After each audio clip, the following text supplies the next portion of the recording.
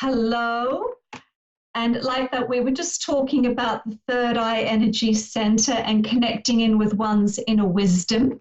So this month during the waning moon, if you live in the northern hemisphere, or you can even try this if you live in the southern hemisphere, if you would like to work with the third eye energy center more, keeping in mind it's the center that I teach people is very good for accessing your inner wisdom and translating higher impression and guidance.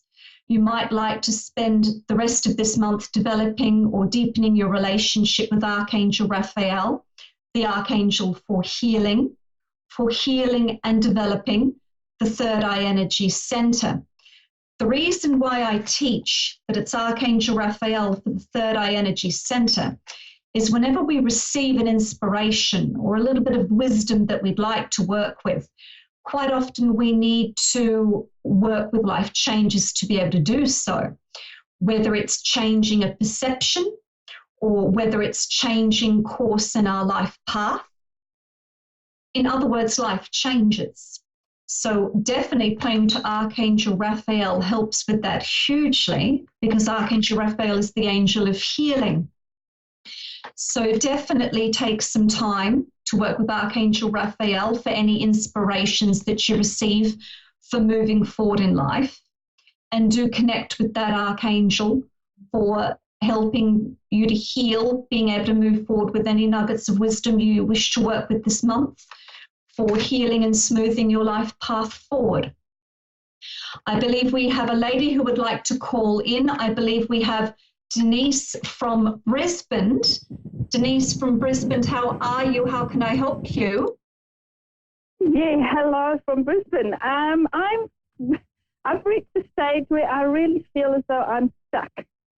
I'm running a business, and it's got to a stage where I'm doing what I need to do to get.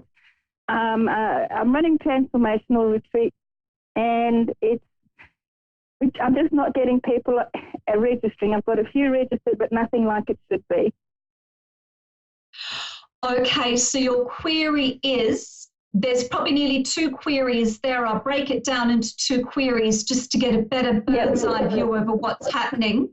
Is your first query, how is your business going to progress? And is your second query then anything you can do to assist with your retreats?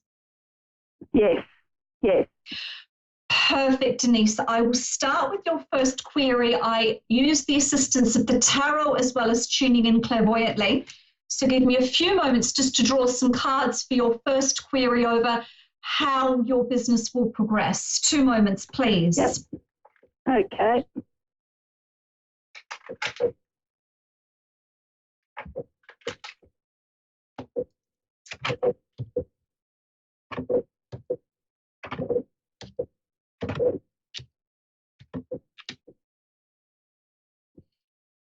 Definitely, Denise, you're not as stuck as you think.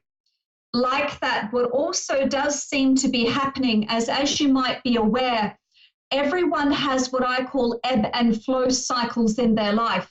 So there are times in your life where you're in an ebb cycle and not much is going to be happening no matter how hard you try. So in one way, Denise, it's not actually anything that you're doing. You're just currently in an ebb flow. And when you are in an ebb flow, it can feel like you're pushing a boulder uphill if you're trying to make a lot happen. So definitely my advice would be is that if you do have retreats planned or workshops planned, because we're currently in August, so we have August, September, definitely towards the end of the year. So if you're planning workshops between September and December, then those will be okay. Probably more so October. If you've got any plan for October, you probably will find them to be more fruitful. So definitely for this year, if you've got any events planned, any workshops planned, please try to make them for October where possible, because that's going to be a very fruitful month for you, and a month where you're really going to notice being in more of a full flow cycle rather than an ebb cycle.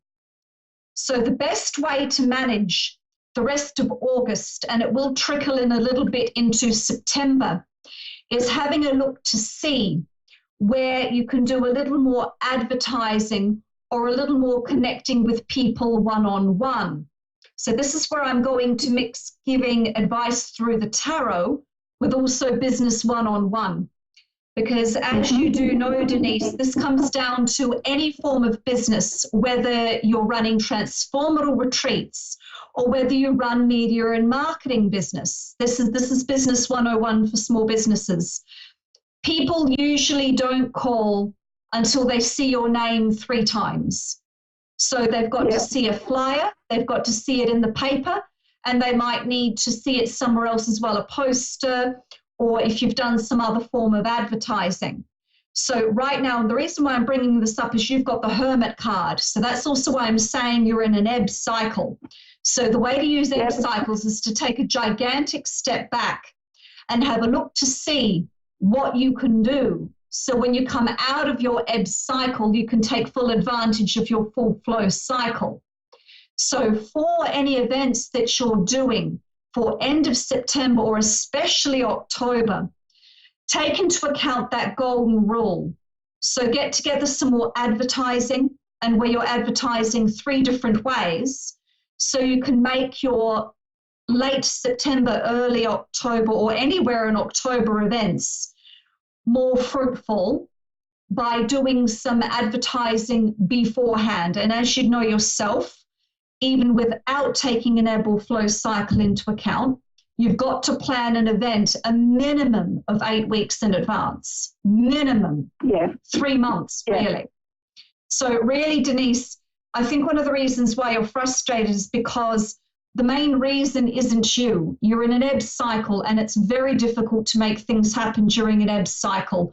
But if you don't get too frustrated and you come back to just looking at the basics of, you know, business advertising and making sure it's very clear what you do, that it's very easy to see how to contact you, that it's very easy to, you know, understand what it is that you do, that it's very clear what the retreat is about. And definitely come back to this with a fresh mind and put more of your energies and efforts into your October events, especially. So definitely there's nothing.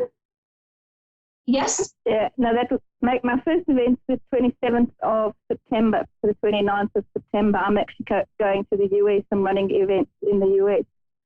And then I've got another one in November. Definitely. And then January, and those will be fruitful. The ones later in the year will be more fruitful. So definitely, you still will be traveling. I do have the Chariot card here, hidden influences. So you will be traveling. You will be traveling. And the one towards the end of September definitely will still be all right. It still will be going forward. But then definitely, I do believe you will be running something in October. Definitely. That's why I'm saying October is a month for really capitalizing on events. But definitely as well, the November one, be careful with money.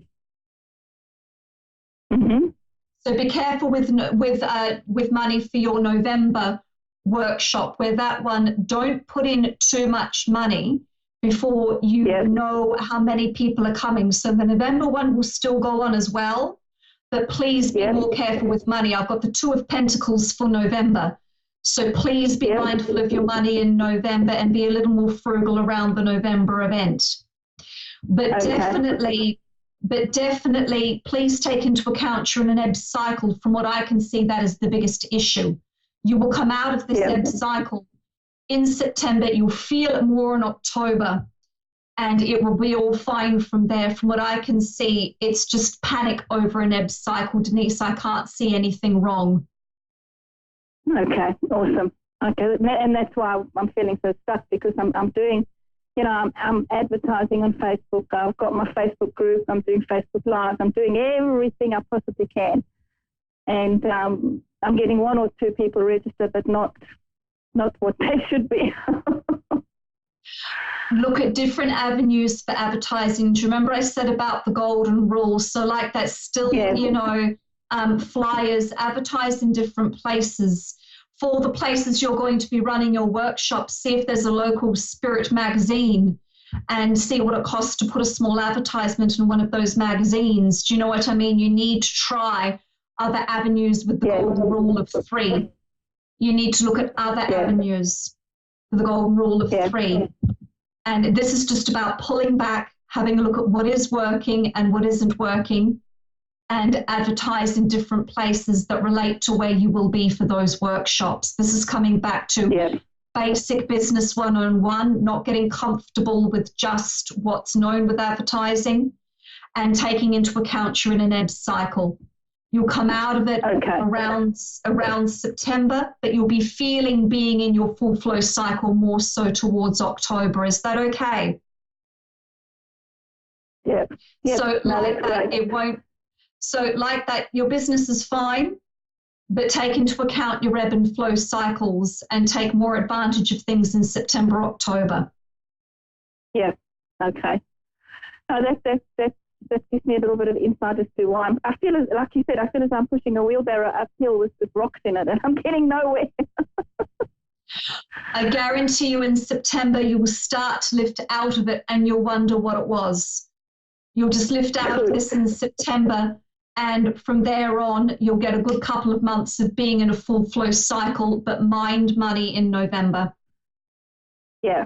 Okay. That's fantastic. Awesome. Thank you so much. You're very welcome, Denise. Best of luck with your workshops, and all will be well. And you've only got 2-3 more weeks of being in an ebb cycle, and it will lift. Yay. Thank you. You're very welcome. You're very welcome. All right. Thank you so much. I really appreciate it. You're very welcome. Take care and enjoy looking at other avenues for advertising. I will do that today. Mind yourself, Denise. Take care. Thank you. You too. Thank you so much. Bye. Bye-bye. That's okay. Bye-bye.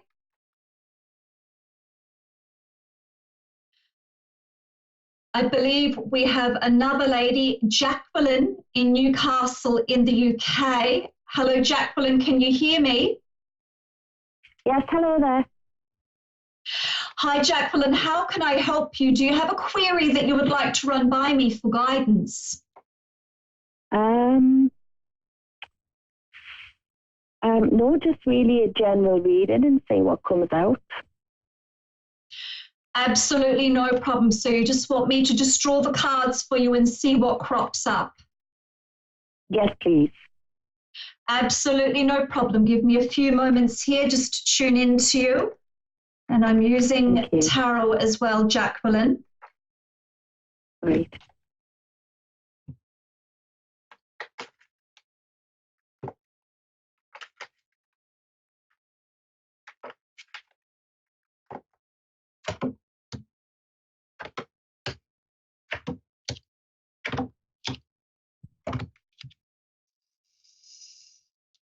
Okay, Jacqueline, there are some areas I would like to bring up with you. You've definitely just come out of some difficulties, but where the difficulties lie, in this spread, I've got a prominence of rods, which relates to the mind and being able to make choices over what direction to go in, how to get there, what to do. And it does seem to be where you do make logical choices, but then things seem to get stuck and then things just don't seem to work. But this is all from the frame of the mind. And what I also want you to be mindful of is I've got the Knight of Wands card here for September. And that card always alludes to being mindful over signing contracts. So like that, I can see why you've rung. It's not that I'm seeing that there's anything wrong with any contracts you might be signing in about a month, but it's just to be careful over the fine print. What I don't want you to do is go in and not ask questions. So before you sign any contracts, I want you to ask the questions that you need to ask to make sure you've understood what you're signing. And if the person says if the person says anything to you that doesn't make sense, don't sign the contract. Tell them you want to check that fact before you sign anything. So please be careful over signing contracts in about a month. And don't sign anything. Don't sign anything if something isn't making sense, or if you haven't understood something. Don't feel silly saying, I don't understand what you've just said. And if they can't explain it to you properly, go, look, I'm going to come back to you. I'm going to write this down. I'm going to get a second opinion, and I will come back to you. Don't sign anything you're unsure about. But like that, things will get better for you. But there is a mind condition here where sometimes you do feel trapped, sometimes no matter what you do. So like that, Jacqueline, I would like you to really sit down and write down what you do want in life and how you want your life to be. And like that, I would like you to make sure, I'd like you to make sure that any choices you make line up with that vision, because that's kind of what's going on. It's not self-sabotage, but it seems to be that even when you make a good decision, you still feel a little bit trapped or you second guess it. So I want you to work on getting a really clear head and doing anything you can to get a clear head and write down exactly what you want in life, and only make choices that line up with that vision. And especially in September. Yeah, there has been a lot going on personally in my life, so I can understand why you're saying that. And is there any other more direct advice you'd like me to give you? Because we only have about 5 more minutes. So I just wanted to check, has a pinpoint question cropped up? Is there anything in particular you wanted to ask me about more directly? Maybe about love. Love life. Okay. Yeah. I'll draw a quick 3-card spread on this. Okay.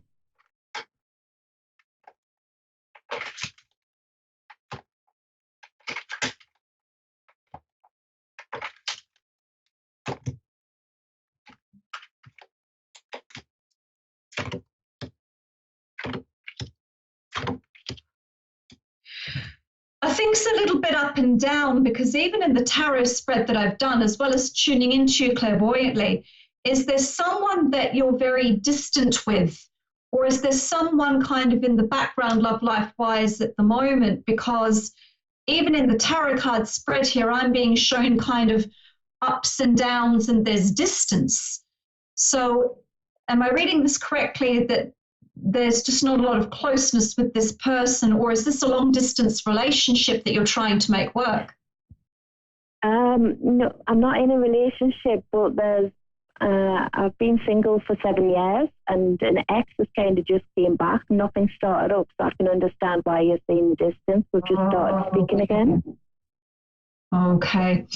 Like that, I would be a little bit cautious over this, because if you were going to tell me that, yes, there is a long-distance relationship, I would be saying to just take it each day as it comes. I'm not too sure if this is in both of your best interests for this to work out. So like that, I'd still enjoy this person's company. It's lovely to have a nice, mature connection with an ex, but I just don't believe that this will actually progress love life-wise.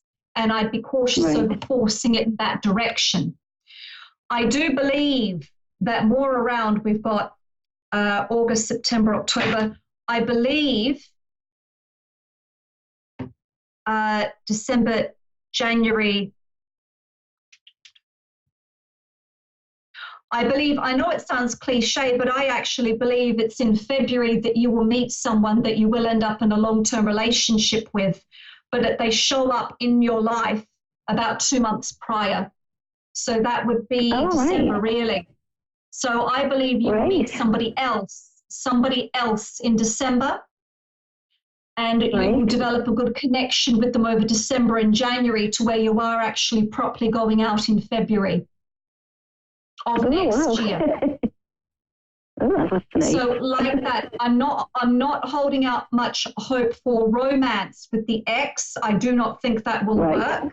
But definitely you'll meet someone in December. It will progress over those 2 months to where in February 2020, it is actually a relationship. Jacqueline, I don't mean to rush, but we've only got 90 seconds and I don't want the call to cut out. So I just want to wish you all the best.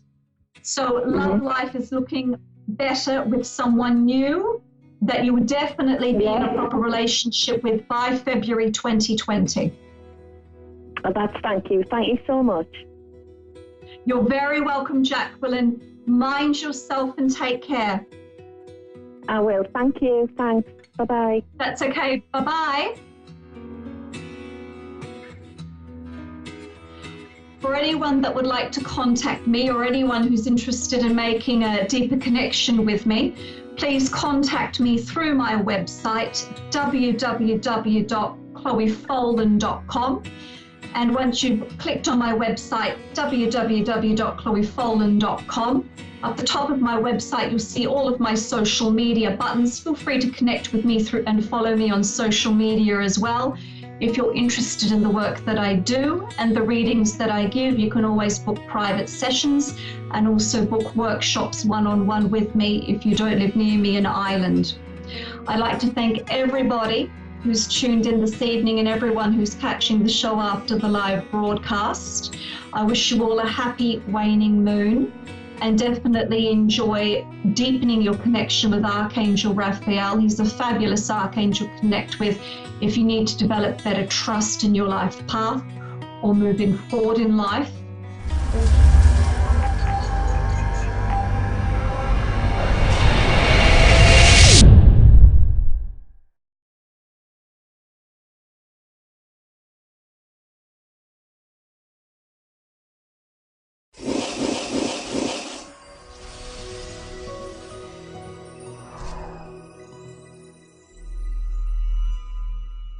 Hello everyone, this is me, Fiona, Urgent Medium, and you guys know me as a subconscious mind surgeon and also know me as Fiona.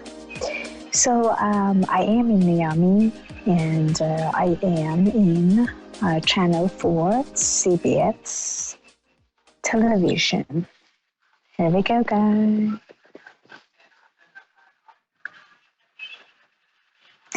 So, but as far as I know that David wanted me to do the show, my producer, and he's always serious about it. He always wanted me to take a call, and I was not on the radio show and did not have a live show with you guys for a long time because I travel a lot to New York, Miami, other countries for speaking, for interview, for TV shows, for other stuff. So after the Forbes magazine and Wall Street Journal, when they published my article, so everything just got crazy in a good way. So that's why I got a lot of interviews back to back, and that's why it was very hard for me to catch my schedule. I know my producer is going to kill me now because I do a lot of stuff with my camera. I'm sorry, but I have it in my hand right now. That's why I can control it. Hope you guys doing great. So I'm here. That's why I'm not screaming or I can be loud because I'm sitting here and waiting. Anytime they're going to take me in for that show. But if it's going to be that case, then you guys going to follow with me inside for the moment. So let's talk about energies and let's talk about like how we can change our energies and how we can make everything be possible. As many of us know, we think that if one time in our life nothing really works out the way that we want, that possibly nothing will happen the way that we wish and desire for. Which answer to that question or answer to that thought and feelings is completely wrong. You can change your life. You can change your destiny. You can change everything in your life in a second. Whomever you are the only person that could really change your life. You're powerful. And you are nothing than just your thought. So if you feel miserable, it's because you do have a bad thought. And if you really feel strong, then because you know what you want, but you are not sure about what you want. Because basically you are living in your past. Because you do not understand about your future. Because you have all over the place the situation. Let me just move myself. Maybe better for my producer because he's telling me that I'm not really doing good. Okay. So what I'm trying to say is that, I'm sorry, but what I'm trying to say is that you guys can't really make everything work out by just trusting yourself, believing yourself, and letting everything moving forward. Sorry, guys, I can't control the voice here, or sounds, and a lot of other stuff that coming. But I do have one person right now, so let's just talk about one caller that's calling right now. I'm sorry. Hello, Travis. How are you doing? Travis, can you hear me? Hello. Hi. How are you? Hi, Travis. I'm doing very well. Thank you so much. Sorry, honey, if I talk kind of not that loud and kind of a little bit quiet because I am right now in CBS Channel 4, so waiting for my interview. That's why I can't scream. So please, you can scream as much as you want because I want to hear your amazing voice and amazing energies. But if I talking not that with that type of energies, it's not because I'm trying to, push you down. So I'm in Channel 4 right now. How are you doing? How's it going, Travis? It's going pretty well. I can't complain. Awesome. So, Travis, give me your date of birth first, my dear, and then tell me about your question. What can I do for you? Go ahead, please. Wait a minute. I'm sorry. Could you repeat that again? I couldn't hear you. I'm sorry. Give me your date of birth. Yeah, I know. Give me your date of birth first, and then tell me what can I do for you. Oh, sure. It's December 26th, 1978. Okay. And what is in your desires and what you have in your mind? What your feeling is? I mean, because I really want to know what I can do and how can I help you to achieve better or to feel better. So tell me about your question. Let me just feel and sense about your question and connect with you. Go ahead, sweetheart. I'm concerned about my career path. That's pretty much what I'm concerned about.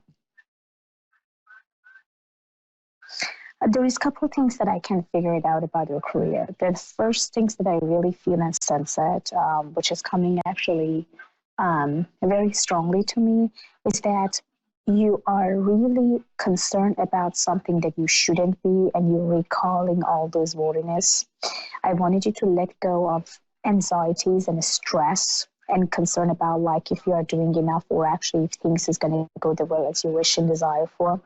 Because no matter what you are doing right now, almost around actually the month of July, we're talking about the July 25th, we're talking about the July 26th, July 5th, and July 11th.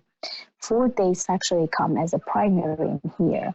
That's showing me that you are going to have some very extreme and very strong connection with someone that you're really going to feel connected and strong when it comes to money, finance, and your career.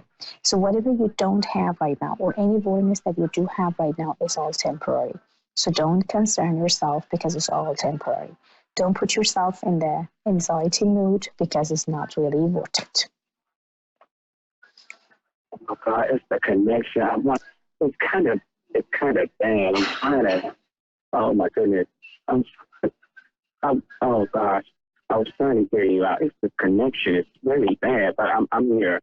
I know the connection is very bad because I am right now in a building of CBS 4 channels. So that's why. I mean, it's kind of it's very hard. I know that, and I think the best things for you to get your answer. Sign up on Avid Advice. My producer is going to guide you on this. Email me, and then I will answer your question. My internet is very low. I can barely hear you too. I can barely also connect with you guys. I feel like my voice is freezing and also when my face is freezing. But I want you to just leave your name and call and communicate with me a little bit later on, and I would definitely come back to you with it. But so far, don't worry and don't concern, because after the July 25th, everything when it comes to your work and your career will get better. Okay. But, can I ask you something? I just have a question I wanted to ask you, if it's okay. Sure.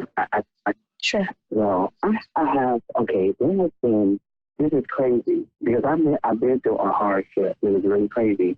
But for some reason, all of a sudden, it's like certain companies that I wanted to work for in the past, now all of a sudden they're coming to me. They're coming to me left and right.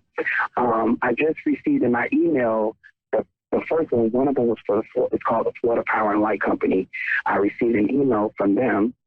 The second one, I received an email from, oh my God, I'm having a brain freeze, American Express. And I told the young lady today. And then there was another company called Life Extensions. But the funniest thing is that I do have a job that is starting on the 8th of July. It's with this other company I'll be starting with. But my thing is, what I want to do is I want to be able to make sure I'm going in the right direction, because let me tell you something. There has been times I've been looking for work and I've been going to the wrong places. Places my spirit knows I don't belong. I don't fit in. It's a place where there's no connection for me, and I've been tuning into the wrong areas.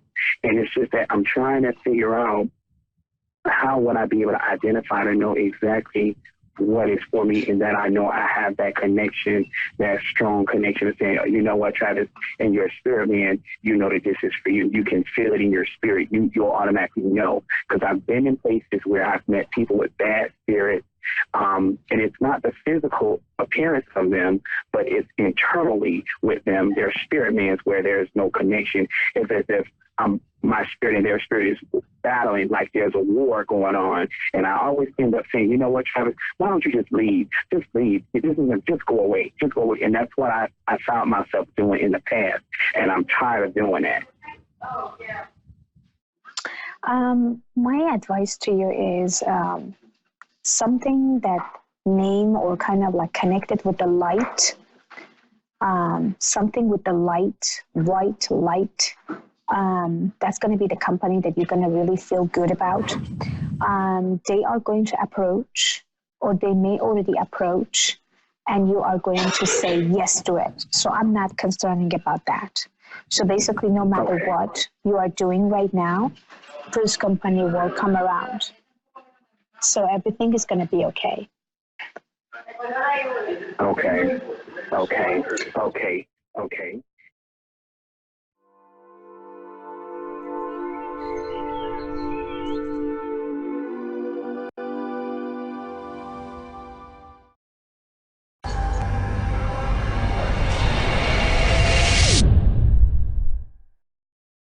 Hi, I'm Asiya, and thanks for watching Moonstruck. And now, back to A1R on the air. Psychic Talk Radio, now on Moonstruck TV, enlightening television. Hello and welcome to the show. This is Soulstar Radio. I'm Jacqueline Closemore, your host, and we're on A1R Psychic Radio and also Moonstruck TV, coming through to you live around the globe and broadcast through the US. Now, I'm joined today by a very lovely lady. I connected with her recently on the show. She called in for a reading, and she herself is actually a reader and also a spiritual coach, and based in Australia and also travelling at the moment. And we've got live with us, of course, Liz Atherton. So welcome to the show, Liz. Hi, thank you. Very good to have you. So tell us a bit about your spiritual journey. Sort of how did that start? What sort of got you going? Well, basically, my dad passed when I was 24, and before he passed, I actually asked him to connect in with me after he passed over, and I had a lot of experience with that. And then my mum died when I was 32, and I went, I'm going to do something about this. I need to, have connection with, my two parents and went and did a psychic development course, and they said I was a full-blown medium. So, you know, I stuck with that and just started reading. They taught me how to read and pull through spirit, which I was already doing, just describing a lot of past over loved ones. And then I went down the journey, you know, sort of 20-something years later, and I've been trying to help people with connecting with their own sort of soul and their own process. And a lot of the readings that I do is very much about getting their mind out of the way. And so is the coaching programs that I've put together as well. And the books, they're all sort of set around trying to help people connect in with the psychology of their mind, as well as how the soul speaks, so they can differentiate between the two. Yeah, it is a big difference as well, because sometimes people will think something's in their mind that's actually spirit coming through, and sometimes people think spirit's coming through and it's actually their mind. And it can be a real minefield. And I actually have a number of really aware clients, but I have one client that, you know, she's gone through a number of gurus, let's put it that way. And and it's like, but how do I have a direct communication with God? And I'm like, okay. And there's a very blocked energy there. And I find that with the mind, if someone's purely in the intellect, that's where they can lose that ability or not have that ability to connect with spirit, because they literally, the head's in the way.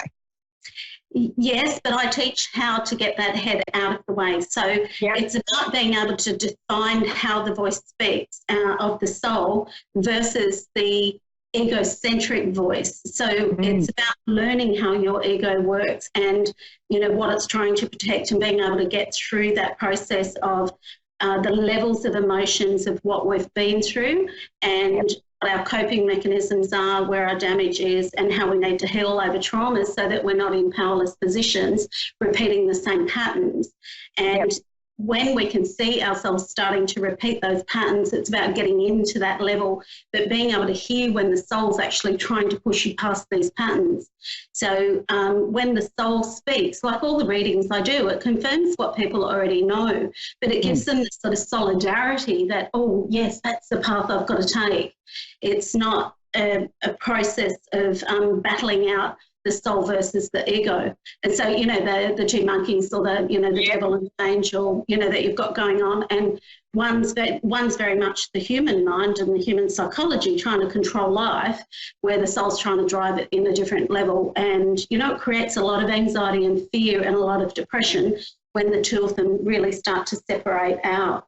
And what I've learned through the process of, you know, coaching and mediumship is how that process works. And I've been really supported by Spirit to do that.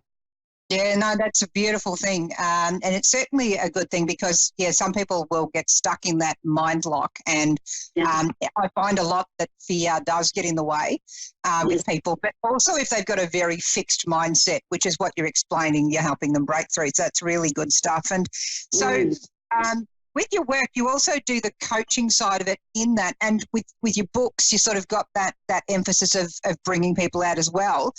What do you think... out of the book, like you've written a few books here by the sound of it, what's your most favourite book and the message of it, I guess? So my first book was called Mind Chatter That Matters. So it explains on a very basic level, because it is very basic stuff that we need to get back to the basics, which is what we all know.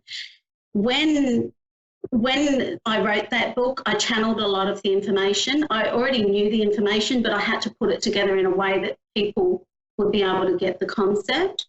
And I had to explain the psychology side of how the mind is broken up, which is taught in universities through, like, you know, the principles of Freud and Jung. And then I brought in how the soul speaks and how to identify the soul's, you know, work, and the purpose of the ego versus the purpose of the soul. And a lot of people go, oh my God, you know, you just explain it so easily. And it is so basic, but it's trying to work out what voice is what. Once we learn the agenda of each voice, and then we go through the coaching, so I get help to show where, you know, say someone's had trauma at 14 and it's holding them up in a certain area, the Spirit will show me that they've got that particular, damage in there, and we'll talk about it. And then that helps them open up, because sometimes there's a lot of hidden agenda that our egos want to protect that stuff so that nobody can get in there and hurt again. Mm. Yeah, no, it's absolutely. And I sort of find with people, I can name the age at which something like that happened. Do you find you do that as well? Yes.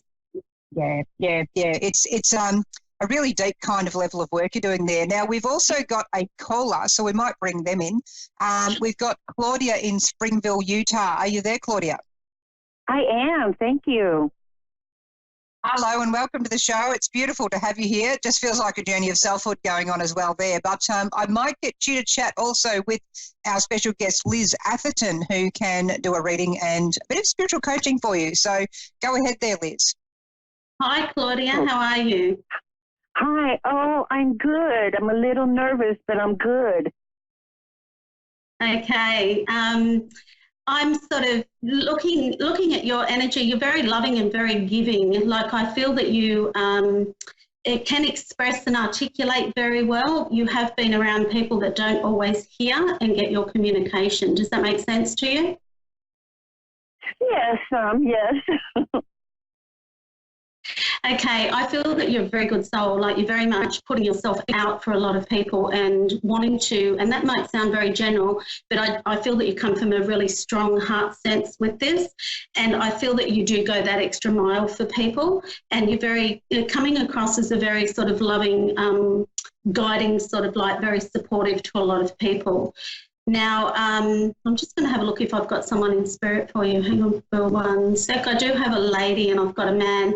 Have you lost a parent at all, Dal? Like, I feel that this lady's very much a motherly, she's got a motherly instinct to her. Yes.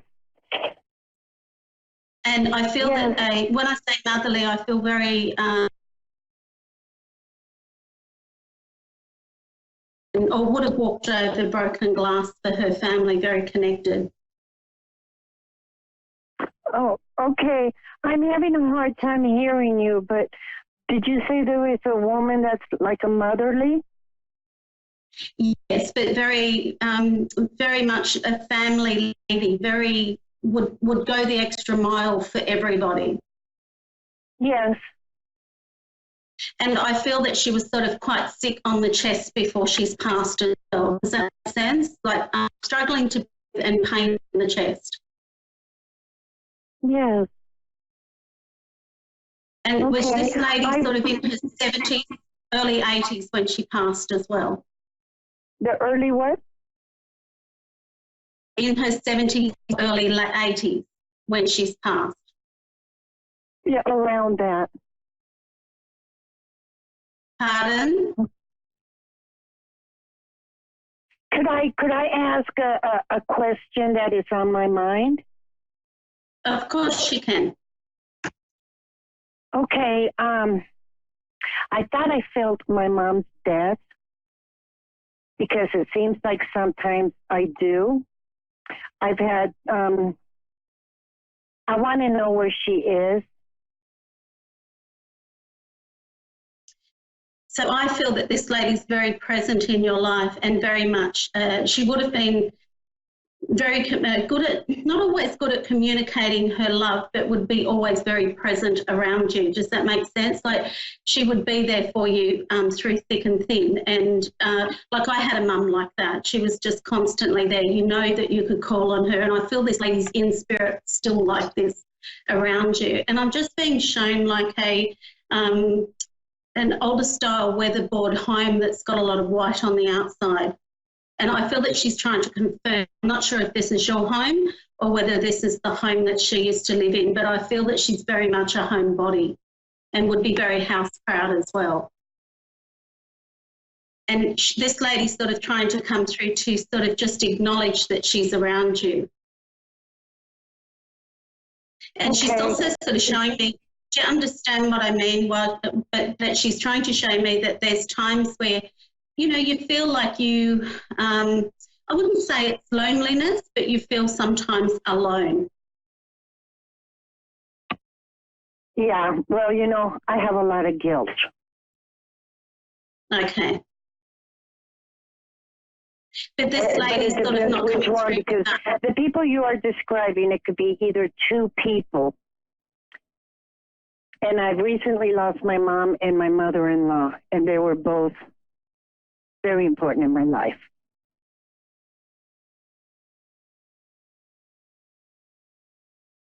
Yeah.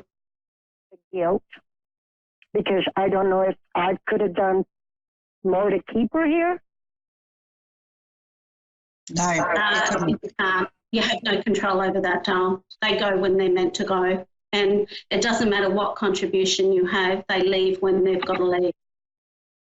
So you're not, and they don't want, let me tell you the experience I've had with spirit, they don't want you here suffering with negative human emotions.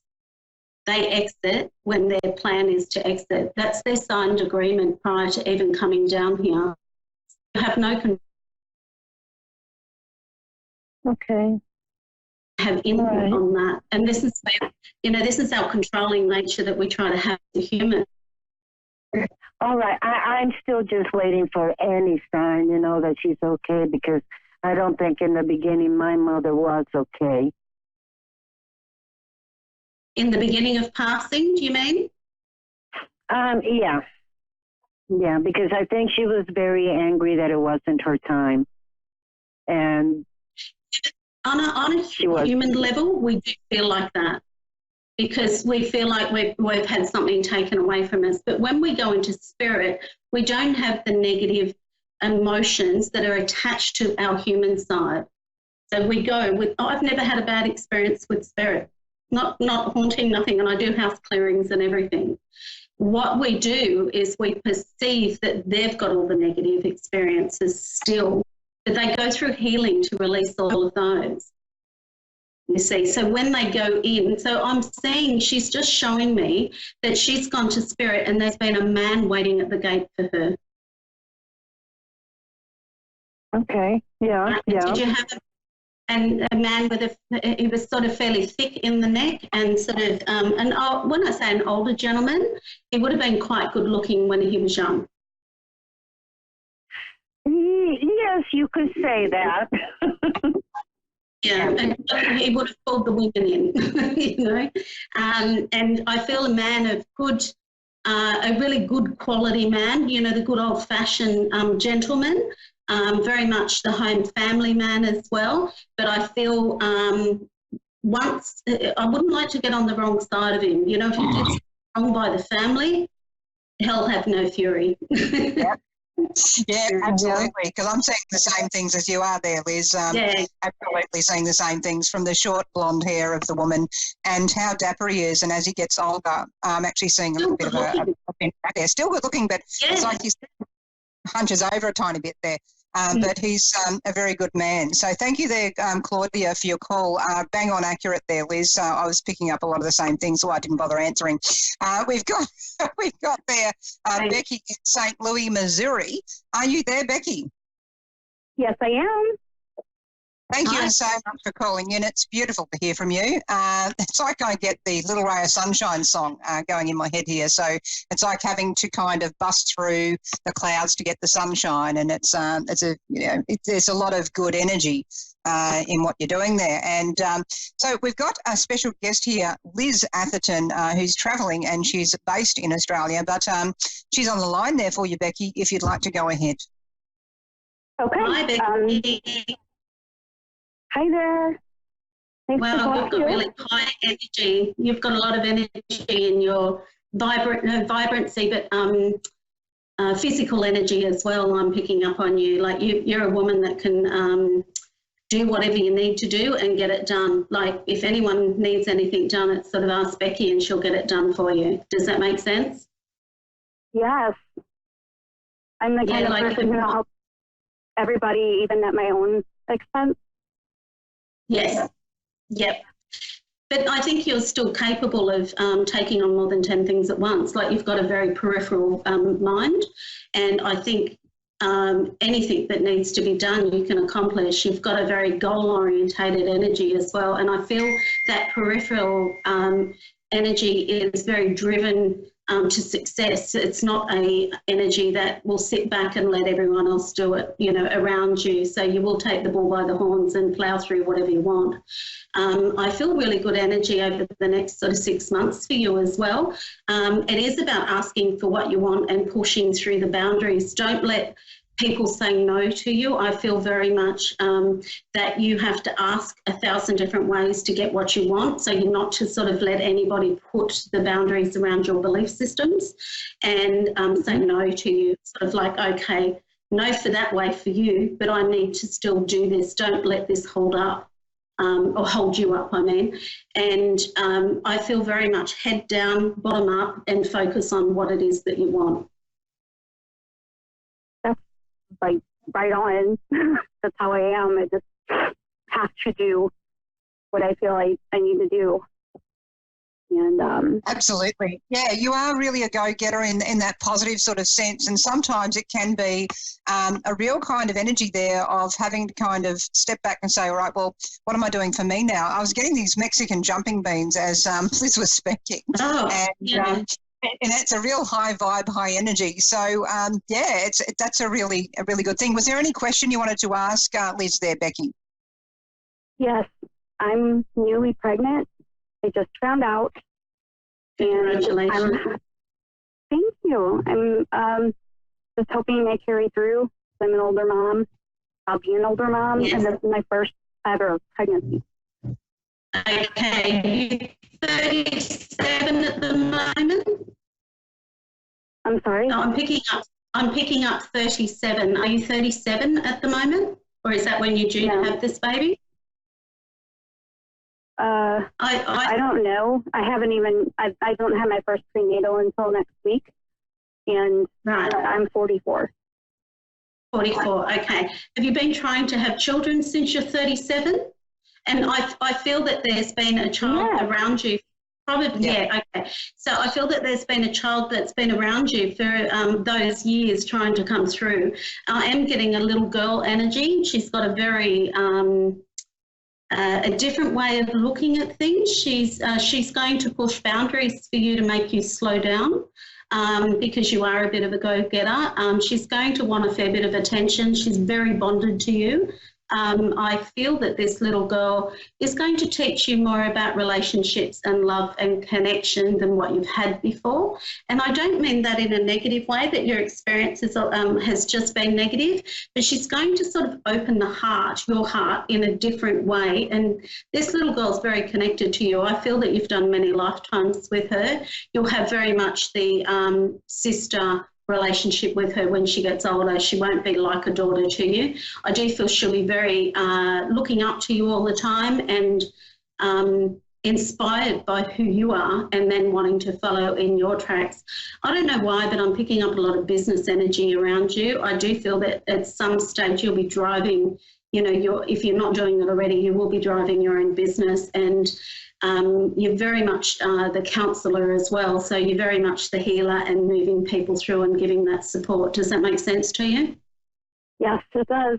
I have a friend staying with me right now who's going through a hard time, and I'm always here for my friends.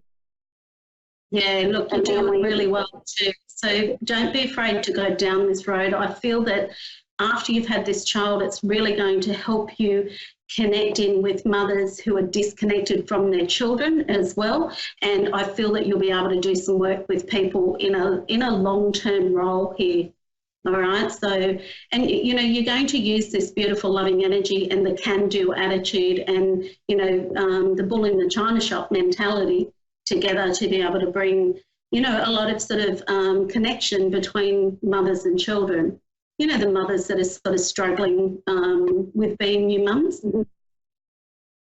That sounds pretty cool. Wow. Yeah, so, I think this will happen after your child's born. So I think this is where this little girl's going to come through. I am seeing her as a girl, not as a boy. She's got a lot of feminine energy. So, but she's very soft. Okay, so she's going to need, she'll be a bit of a leg hugger when you're trying to walk around. She's a beautiful soul, a really beautiful soul. I'm so excited. You will have this baby. I do see this baby coming through. And I also feel like something else I'm just picking up. Prior to this pregnancy, it's almost like the relationship hasn't quite been ready, but now it is. So the timing wasn't right. Yeah, absolutely. I would totally agree with that one. And it's right now. Yeah. So you're not to worry about losing this child. This child will come through.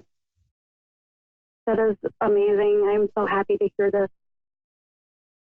Thank you so much. Yeah, and you know, I don't know why, but I'm picking up dark hair on the child as well. But I feel that there's light hair through the family. So I do feel that she may well lighten as she gets older. So you know how most people comes through with blonde hair and they go dark with darker hair, and it'll light. She'll get more gold streaks through it rather than be the brunette. Interesting. Yeah, my husband has dark hair, and I was born with a little bit of light hair, and it does run back through my family now that I think about it. Okay, so there's some genes that are being shown to me. And who's got the really long thighs as well? Because I feel that she'll come through quite tall, like with long thighs. So there's a bit more genetics there for you. And I just also wondered, is my father around? Is this the man that's sort of quite, I wouldn't say he's stern, he's loving, but he's firm. Does that make sense? Yes, that's my dad. I feel very much, I don't know why, but I'm picking up sort of a military sort of personality as well. Like he's got that sort of very refined quality about him. He would have done really well in the military if he's not in the military. He's not showing me that, but it's showing me the personality of that. That's my grandpa. Okay. Oh, wow. So this is the man. Oh, wow. And I feel this man is very much a loving man, but you wouldn't want to get on the wrong side of him. Exactly. You, and like if you were disrespectful to anyone in his family, he'd have that person up against the wall and in the corner, and verbally as well. He would nail them. As he wasn't going to have it. Yep. No, that's my grandpa. And I feel this man is, when I say of high standing, that's his sort of quality of personality. You know, treat others as, you know, you expect to be treated. Yep. Okay, pretty much. And I feel his passing was actually quite, when I say enduring, he had to go through a fair bit to pass over. You know, it was long standing. Like I feel that he had ill health for a while and then he passed. Yes, he did. He lived with us when I was a little girl, and he deteriorated and then he passed away. Yeah. It took it kind of hard. Now, what's your dad's name, darling? I'll have a quick look for him. I'll just see if I can call him through by name. What's your dad's name? Fred. My what? Your father's name? My father, James. Yeah, James? Yeah. Okay. Okay, was he a bit of a character, like had a funny sense of humour? Very much so. Yep, and I feel like he could get away with whatever he wanted to say regardless of how he put it. He's one of those guys that had a really good way with words, so he could get away with blue murder or get away with saying the most obvious thing in a funny way. And I feel very much the Joker in the sense, a sensitive man, but not sort of one to wear his heart on his sleeve every day, all day. But I feel very much that he's a very loving man and would stand by you through thick and thin. He's also asking you to stay well open for a second child after this one as well, Dale. Really? Beautiful. There you go. Absolutely fantastic. Wow. We've run out of time. It's been wonderful having you on there, Liz, and also for connecting to us there, Becky, and our other caller as well. Thank you, everyone, for watching. We're going to be back live next week. I'll be coming to you live from Cryle Castle in Australia in medieval attire. In the meantime, may you stay happy. Keep tuning into A1R Radio, and you'll have more shows after this break. Thank you. Bye-bye.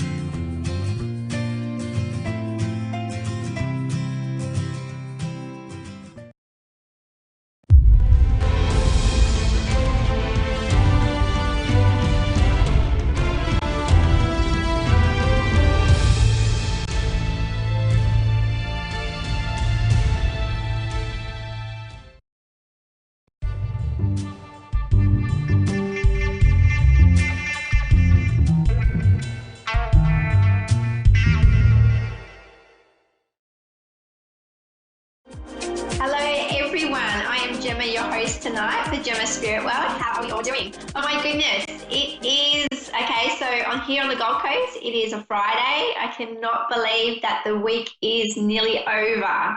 It has been the biggest week for me. Lots of positive highs that I've been hitting. I've actually been so busy with lots of readings, good for me, good for others that are needing guidance, seeking, insight into their future as well. And I've had, I've really felt my batteries, my energy levels dropping as of today. I really did something for myself. I went to work, but not actually, I didn't do any work for me, but I did a meditation, and I definitely meditate most mornings, but to actually go to a meditation group with, other beautiful, amazing people, it's to sit in a circle and just to be all together, come as one, and to really just let go, release, and just connect, and just to really just, it was amazing. And generally when I meditate, I'm very visual and I can see a lot of things, and it was just really nice to be guided through a meditation and not to see anything for the first time. For me, it was all about recharging my batteries, and my goodness, when I came out of my session, I felt amazing. I actually feel like I'm glowing. I feel like I'm ready for another big week for next week. So really, it's been huge. I mean, we had the new moon on Wednesday night, and it was huge. It was lots of releasing of old habits and lots of things that have come up in my past that resurfaced, and a lot of anxiety. That's something that I've suffered in the past, and to the point that my anxiety would have, really had me bound to my house and not being able to leave my house. So I had lots of, built up, pent up energy inside of here in my chest, and it just seemed to build up. And I was able to release that, and it really felt amazing to be able to release something that in my past really had held me back from, moving forward. So it's really about noticing the things that we've been going through, and really just taking it easy on yourself and not putting any pressure on yourself to be in a place where, you not to feel like you're ready for, and I also, another thing that I just wanted to mention, what was really big for me was that I woke up on Thursday morning. I actually have a recording of it. I know I have a message on my Spirit Facebook world. My goodness, Gemma's Spirit World, my Facebook page, I've actually mentioned how, I woke up 5:30 Thursday morning, and Spirit had let me know that I was doing a live reading. I didn't know, I just knew that I was going to go live on Facebook and do some readings, share my love and healing. And it just worked out that day that I had someone come into work and I was on their mind, and she said to me, let's do readings and let's do live, let's do it now. And that's how it happened. And it was amazing that waking up and just having that knowing, and the universe really having my back, and just really trusting in the universe and what you really put out there, and that we can manifest, the most amazing things into our life. So really believe and trust in the universe, that knowing that the universe has your back, and believe and trust in anything that any signs are coming your way.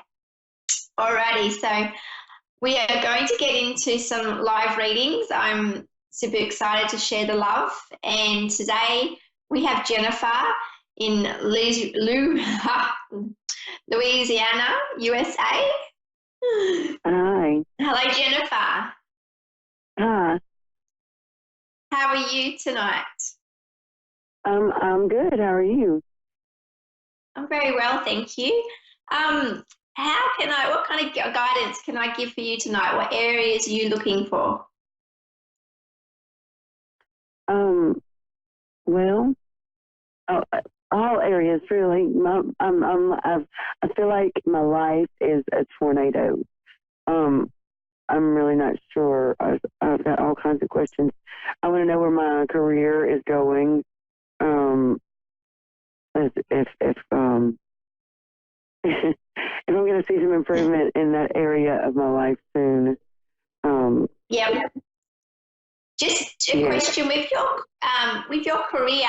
I keep seeing a Y shape. Have you only just recently changed work, started a new job? Yeah. Because it feels like because that's what I'm seeing for you, and I see that because it's and being the Y, because I keep seeing the letter Y, being at an early stage in your life with work, like it's something new.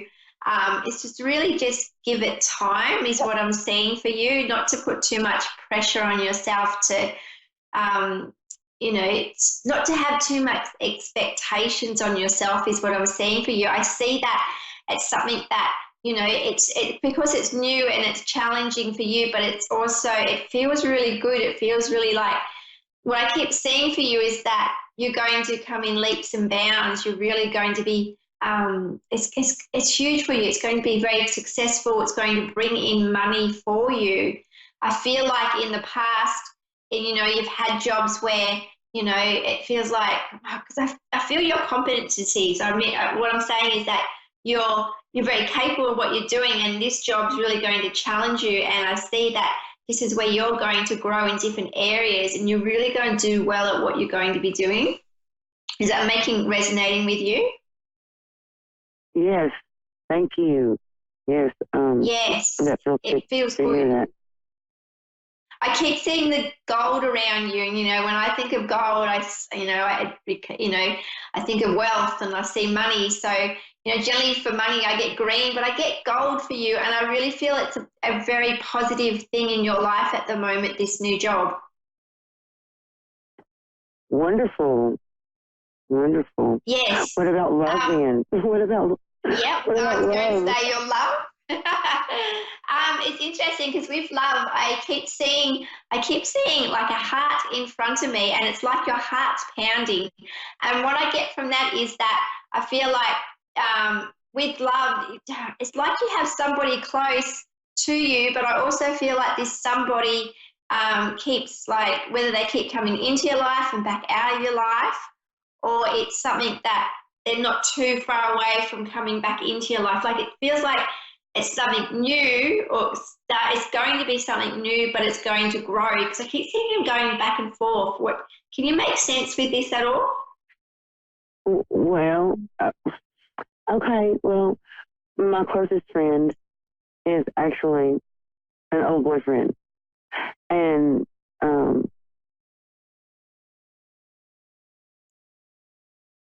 and my ex-husband I just talked with today. So yes, yes. Okay. I don't know. So that's what I keep. Okay, so your ex-boyfriend is coming in, and it's obviously what I'm seeing for you is that your best friend, which is obviously male, he's the one that's come into your life, and then your ex is also stepping in, causing the distraction. Is that the case?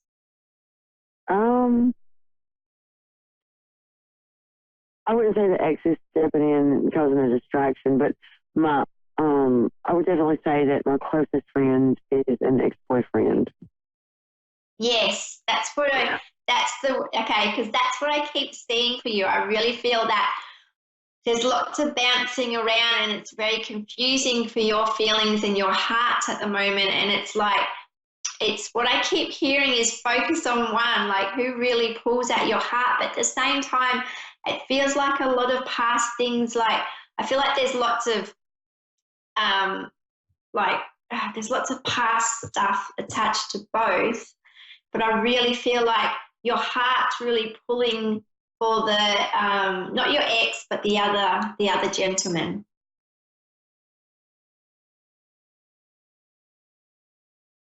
Okay. I just see that it's really confusing for you, and I feel like you're going around in circles. And what I do see in you, I keep seeing a circle, and basically I keep seeing your foot stepping out of the circle. It's really just really stepping out of both situations and just really sitting with your emotions, with your thoughts going through with you, because I feel like there's just too much distractions around you, and it's really confusing you on what you want to do with your love life. It just feels like it's going around in circles, if that makes sense. It's just confusing. Yeah, and I see that you have been hurt in the past, and I just feel like that things are just going to keep on being the way they are. I just see that I just feel like there's lots of old, just not negative, but there's just past baggage attached to both ends. And I just, for you, I just see you really taking yourself out of the picture of it, and really looking at it, you know, from a different perspective. Because it just seems that, because I can't see past the confusion of what I'm seeing in front of me, because I feel like the judgment of your emotions and what you're going through is really clouding the clarity. So at the moment, I just see it as a dead end, but at the same time, it's like because you have two relationships that have entered into your life, it's like really just stepping back and focusing on one, focusing on both, and basically really sitting down with what you actually want in the relationship, if you want it to work with any one of them. But at the same time, I really feel like it's just a friendship. It's really going to be a friendship-based thing, nothing too serious. I'm really like drawn to your heart. My heart really feels heavy. Your heart feels heavy about both situations, and I just feel like you've been really hurt in the past, and to really to look at what is good for you and your future and your happiness. Your happiness is really important, and I just seeing that it's really dragged you down, and it's generally it's holding you back from moving forward. Is that making sense with you? It just feels really, it's really tough decisions on your heart for you to make these decisions. Yeah. Yeah, and I just feel your heartbreak. I really do. I just see that, you know, the open, honest communication is really important. I'm really drawn to the colour blue around you. And because I just drew a card for you, and it's interesting because the card I drew for you is Speak Your Truth. It has lots of blue around it, and it's really about speaking your truth, but really being honest with yourself with what kind of relationship you want.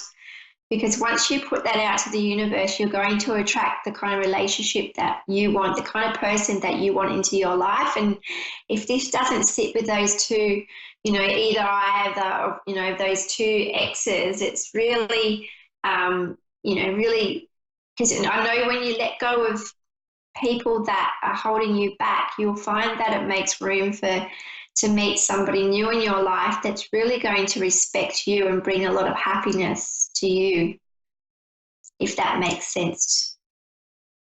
Yeah. Yeah, and just to be really gentle on yourself, Jennifer, regarding that, because I just can feel your heartache, and I can feel your yearning, you know, for that love in your life, for that happiness, to not feel alone, just to know that you're not alone, and that, you know, I know that when you're just able to let go of things, it can really bring in beautiful people into your life. Yeah. Yeah.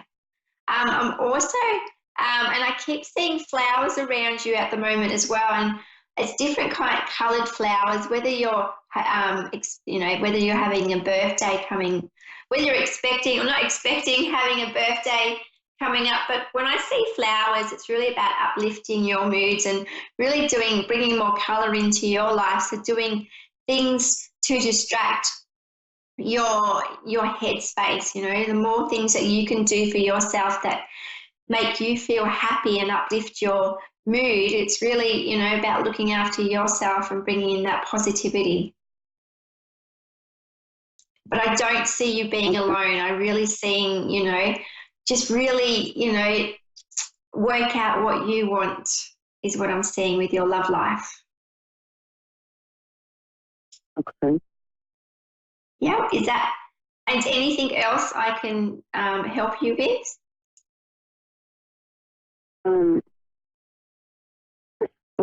You said it, the flowers. I'm struggling with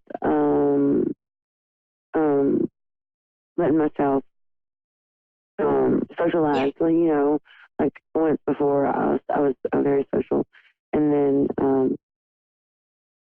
through a relationship change in my life, I stopped doing that completely, and I've let myself I've stepped into getting back to that just now, very recently. So that probably is what that is about, I think. Yeah, definitely, definitely.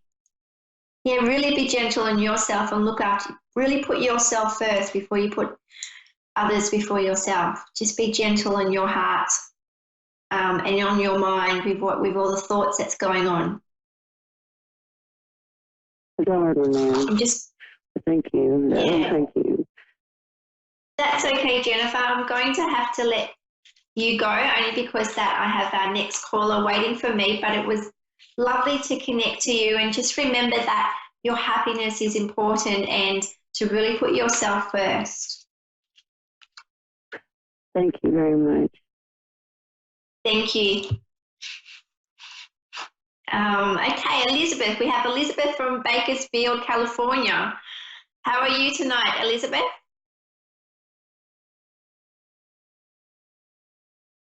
Hello, Elizabeth. We're just waiting for Elizabeth to connect. Okay, I'm going to draw a card for Elizabeth before we connect with her. I keep seeing lots of colours around her, and the card that I've drawn for Elizabeth until she connects is the music card. So I'm seeing lots of music, but lots of movement around her. So it'd be interesting to see if she's doing any kind of travelling or moving in her life. I keep seeing for you, I'm just going to talk because I get lots of images even though I don't. Okay, Elizabeth. Hi. Hello, how are you? Yes. Yeah, really good. Hello? Are you there? Hello. Yes, I'm here.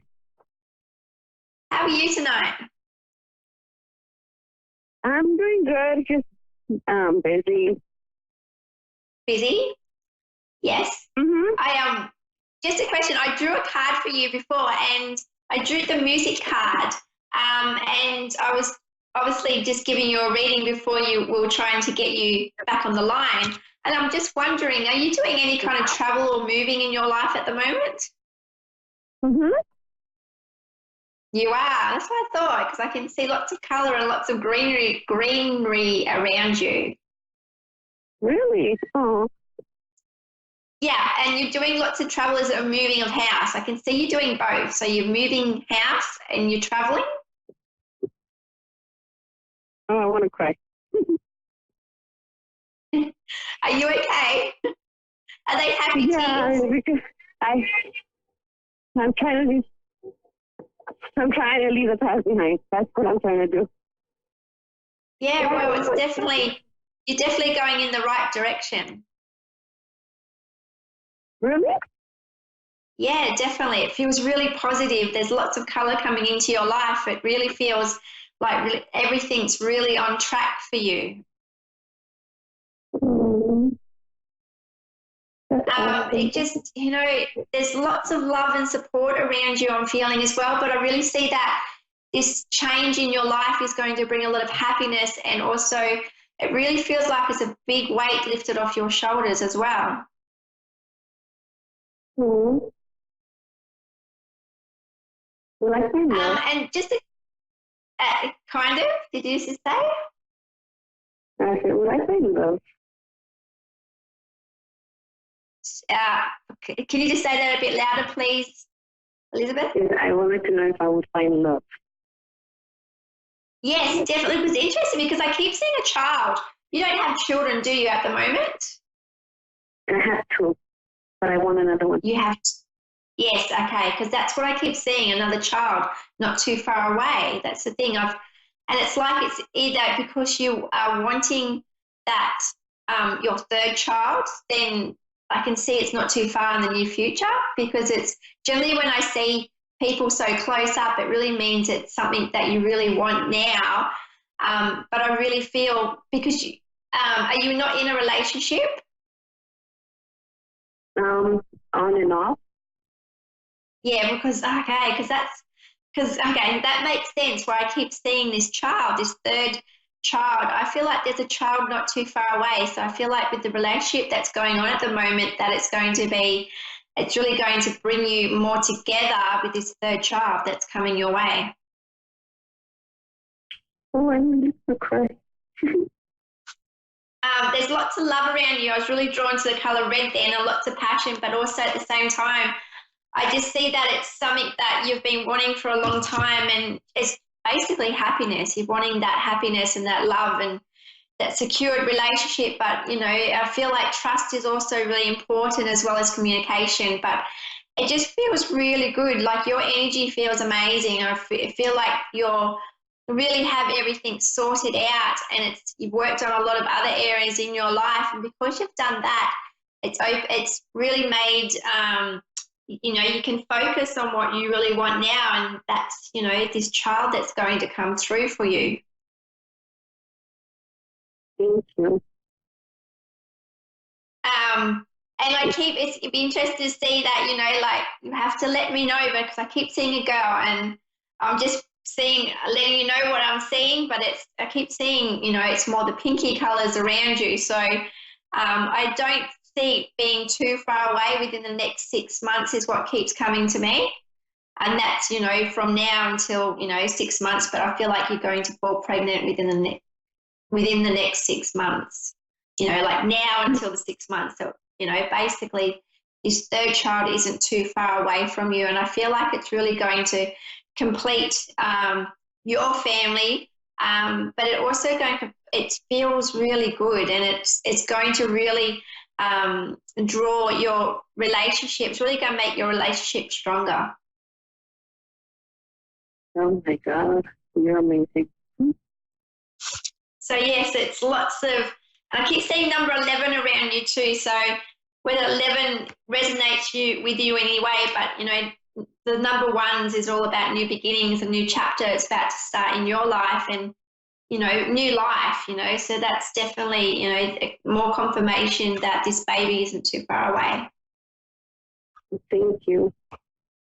And I just drew a card before, and I've just lost it, but the card that came up was boundaries, and it was blue. So to really just communicate, be honest with, and I know that you're an honest person, but to be really open and be able to communicate from the heart. So just everything that's up in your mind, and I feel like you have lots of things that do enter your mind, just really express yourself, and don't be afraid to express yourself.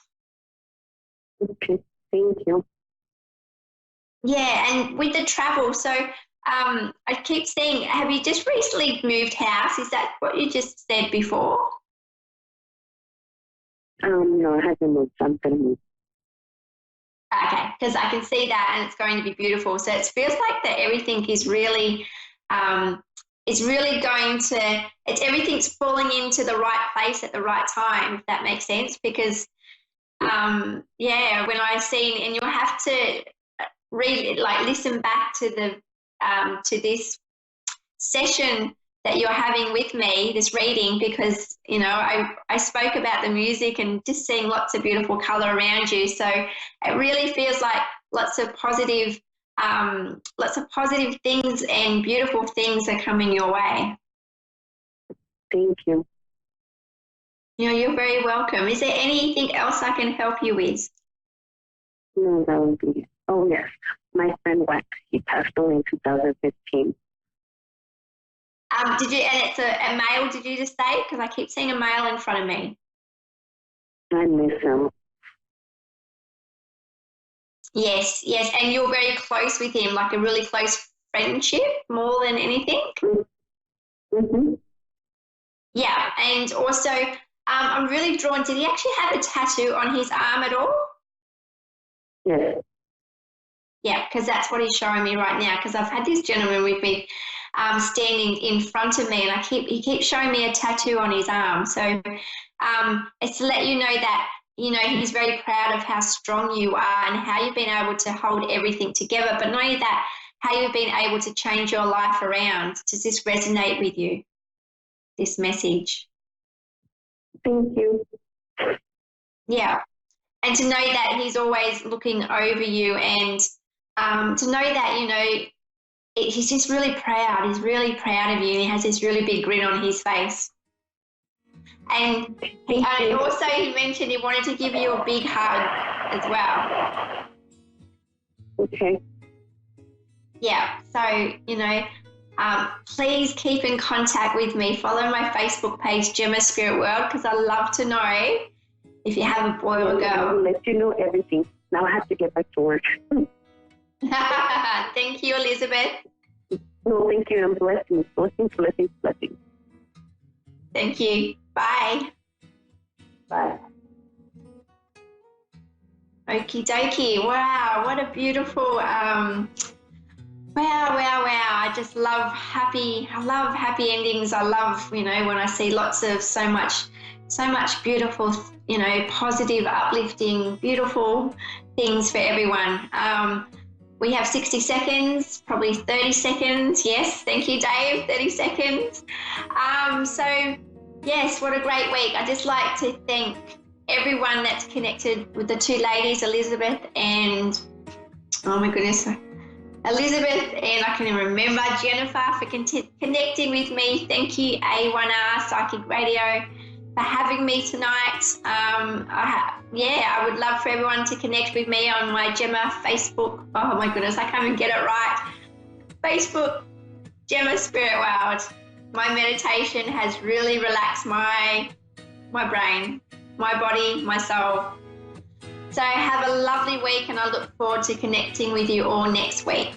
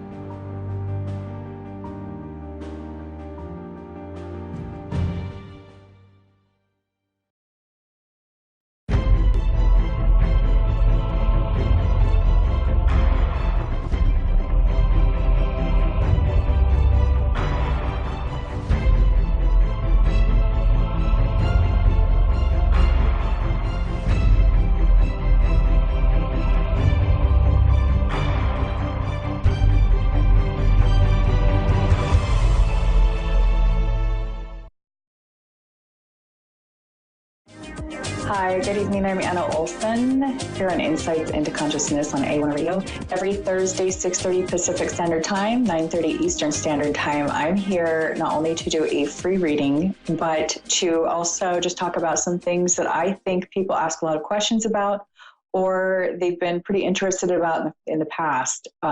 So I also like to take questions that I get via email or by my website, or the classes that I've done, and just to answer those here because they're so common that I just like to let people know how I do things. And of course, that will vary from practitioner to practitioner or reader to reader. So usually I will just tell people how I do things, and I tell people how it goes for me. So that's just me, and that's just the way that I do it. Different people do things differently. So I also love to hear feedback about what you have found on specific topics that I go over on my show. So if you ever have any feedback, I'd love to hear from you at AnnaOlsonIntuitive.com. You can go to my contact page and email me, which gets to me a lot quicker and easier than the chat box, actually. The chat box is only there for the times that I'm actually on call, which isn't very often opposed to how often I will check my emails. And if I don't answer right away on my chat box via my website, then I'm not going to get a hold of you that day or maybe ever, because we'll miss each other. So again, AnnaOlsonIntuitive.com, ANNAOLSEN, and it's on the bottom of the screen. So today I'm going to take a call, but first I wanted to go over some of the volunteer work that I have done and that I continue to do with some organizations in Los Angeles through a program called MITT, which is Mastery in Transformational Training in Los Angeles, California. I have been able to have the pleasure of working with some teenagers through the Torch program after graduating from MITT. As a graduate myself, I've been able to staff many trainings for kids, both in the corrections department and through juvenile hall, or kids that are in trouble or at-risk youth.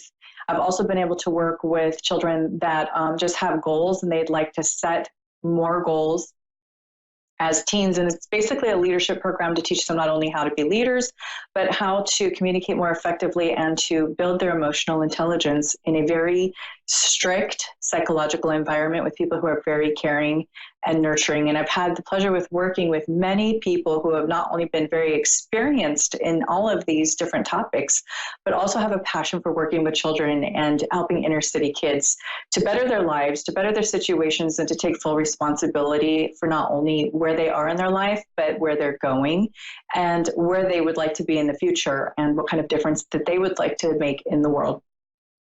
And unfortunately, last night, early morning this morning, I found out that one of my fellow advocates and coaches, Joe Palmer, had passed away from complications due to a surgery in his early 50s.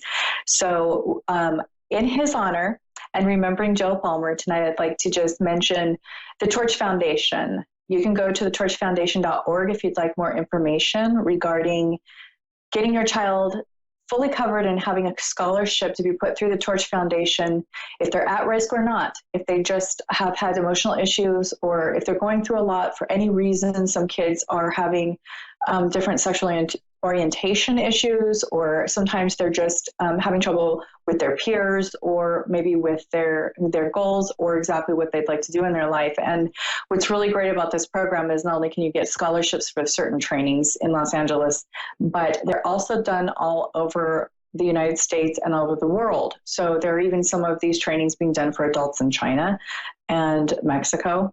And I just want to really reiterate how great this work is with children. And I'm really striving to have all of my children go through these trainings. I have had one of my kids so far, who's now an adult, go through these trainings, and they're phenomenal for their development, their growth socially and emotionally. And the main emphasis I wanted to put out there in Joe's honor is the topic of emotional intelligence. Emotional intelligence is the thing that all the psychologists know really get people places. So you can have a straight 4.0 grade point average for your entire life, and if you haven't worked on that emotional intelligence, you're in trouble. They show that people can even, have less of an education and end up going much further with their developed and advanced emotional intelligence than those who have not. So that is something to learn early as possible, hopefully when kids are either in their even infant stages all the way up until preschool, kindergarten, first grade.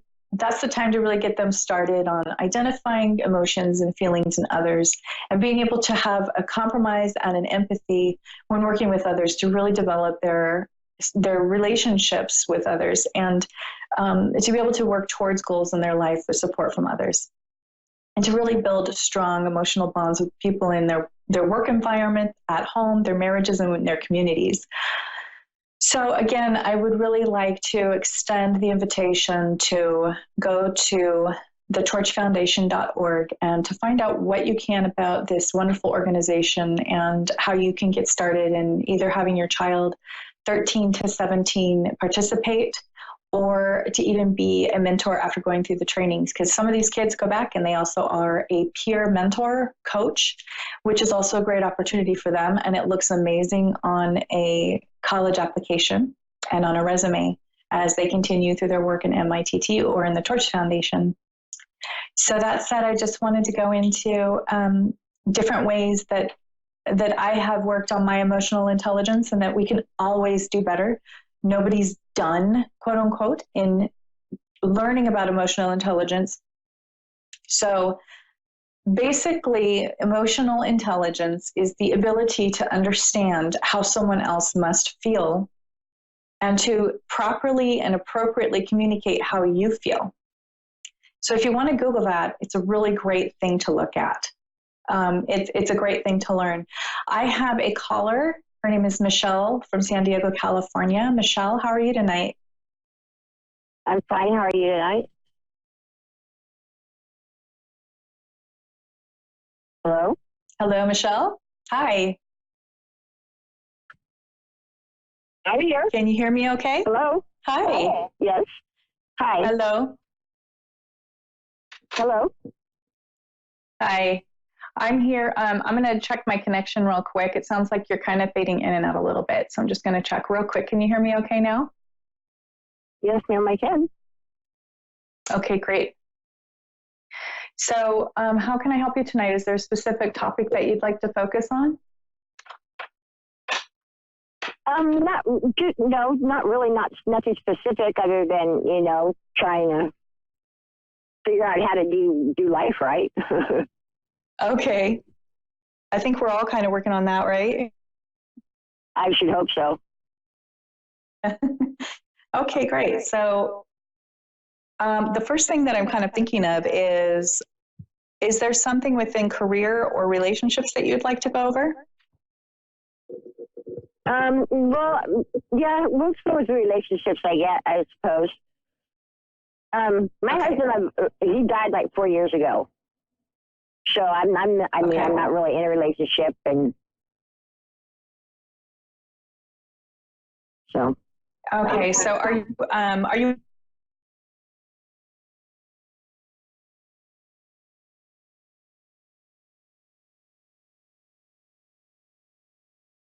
Hello.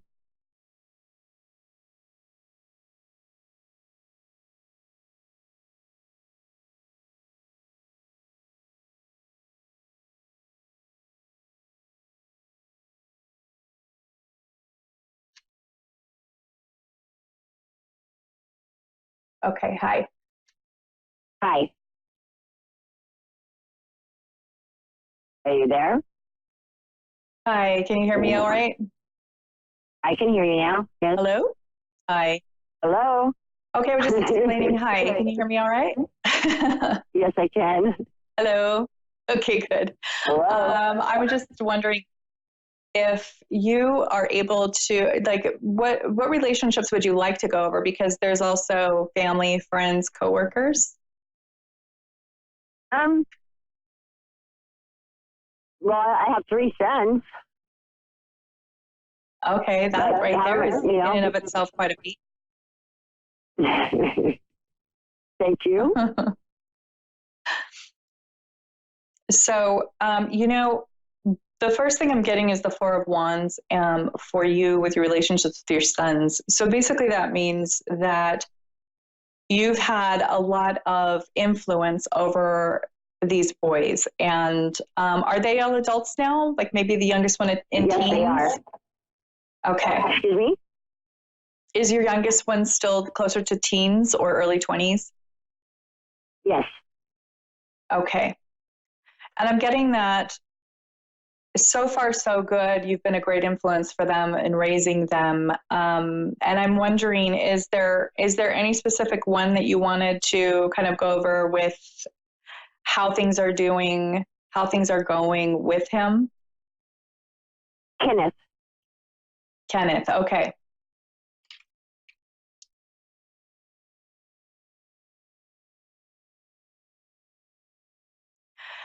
So is Kenneth just taking a little longer to become independent? No. Okay.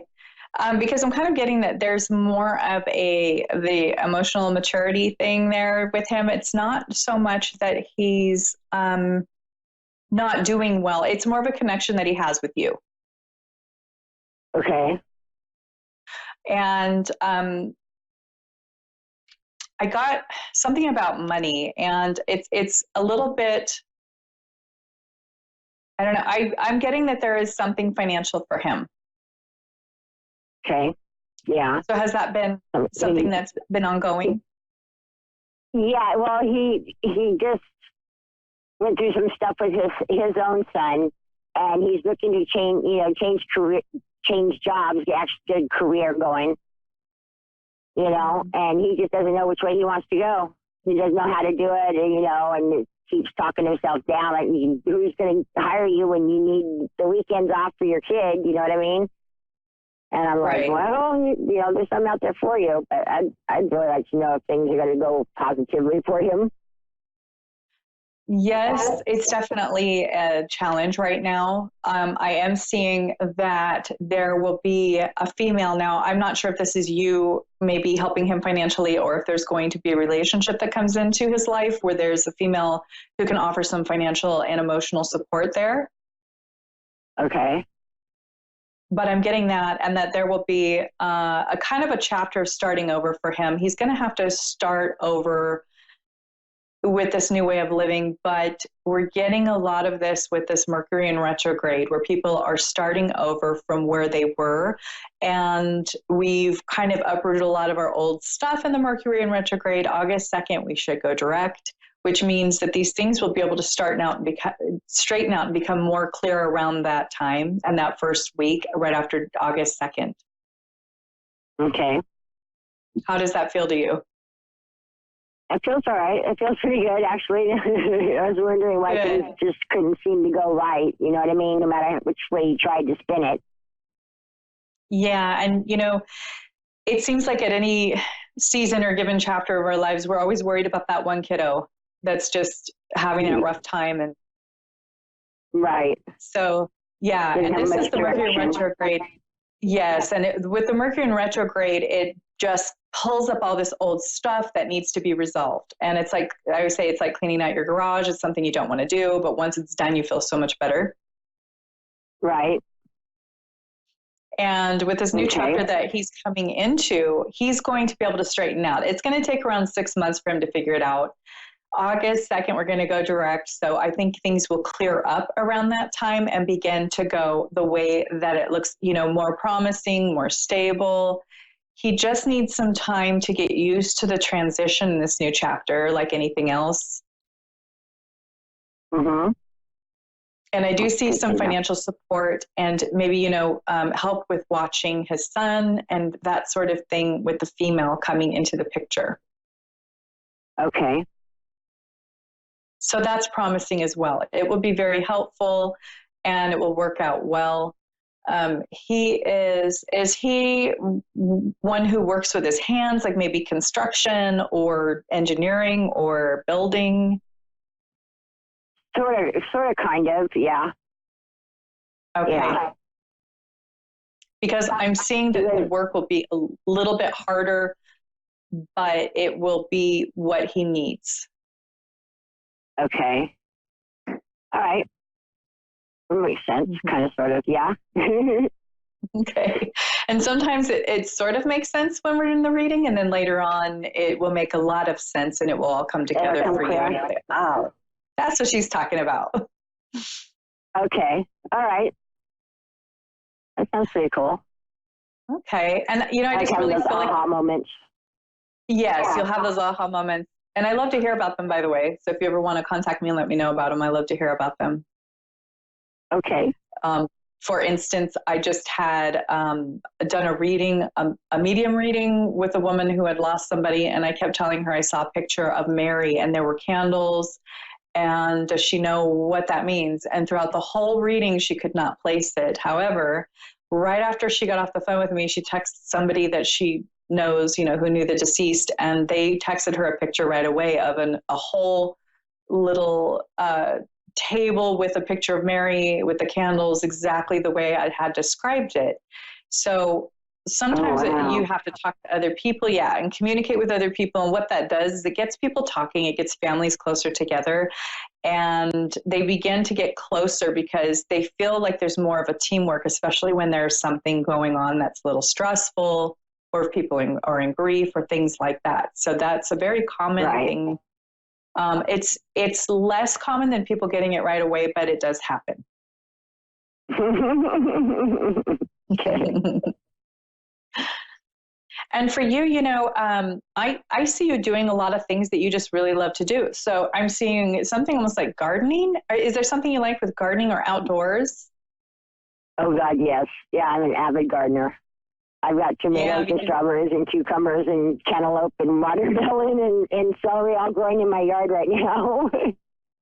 Wow, you are quite the gardener. I love that. And, I'm just seeing you being able to relax and just becoming more and more leisurely and doing the things that you enjoy more and more and more. And to not let anything cut into that, these things, I think it's great that you do that. And, it's going to be really healthy for you. I feel like you've always been really healthy that way.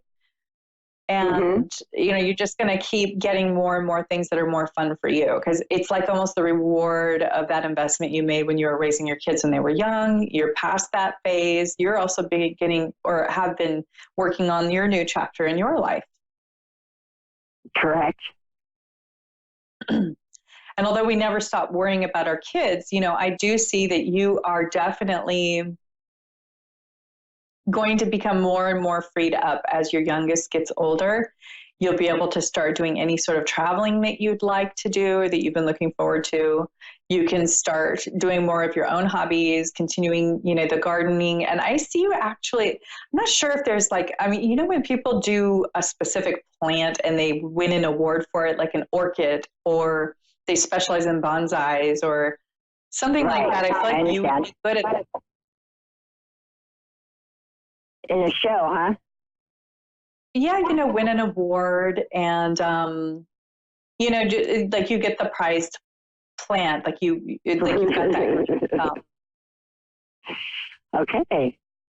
Yeah, kind of like the baking contest, but it's plants or, yes, they have flower shows. Okay. They do. Yeah, and I really think that you'd be good at that if that's something that you'd want to try. It'd be something you'd really enjoy. And do you respond well with plants? Because I'm getting that you're almost like an intuitive with plants. I do talk to them a lot. Okay, so you talk to your plants, and that's probably why they grow so well. You communicate with them. Okay. Yeah, they tell you what they need, which is funny because some people will be like, "What are you talking about?" Plants are alive. I know exactly what you're talking about. You know exactly what I'm talking about. Yes. You can feel the emotions from them. Yes. Mm-hmm. And that's a gift. So that's something you can teach. I can even feel the mycelium sometimes. It's weird. Yep. So it's interesting how many people connect with plants, trees. They hear messages from them. Plants also contain information, meaning if we have a tree that's 100 years old, it has absorbed information from its environment for that 100 years. And it does grow wisdom. It does have information there. And this is all science. It's nothing in anybody's imagination. It's not a delusion or a hallucination. It's been proven. So, that's one of your gifts. So I'd love to see you build on that, because I really think you can share that with others. And the more good intention you put into the plant, the more it yields that in the fruit or the vegetable. And, I could even see you, if you wanted to, it would be fun, I think, for you if you wanted to grow a bunch of different fruits and vegetables and sell them, like maybe farmer's market or something. Mm-hmm. I think that would be really fun. That kind of sort of lately. Yeah. Yeah. I think you'd be great at it. Okay. Interesting. There's community gardening projects. Yeah, it really does help people, because there are even, in the big cities, all these wonderful projects where people will plant all these beautiful flowers or vegetables within the cities, and the whole community comes and takes care of it and waters it and then yields from it. There's so many different things you can do to really better people's lives.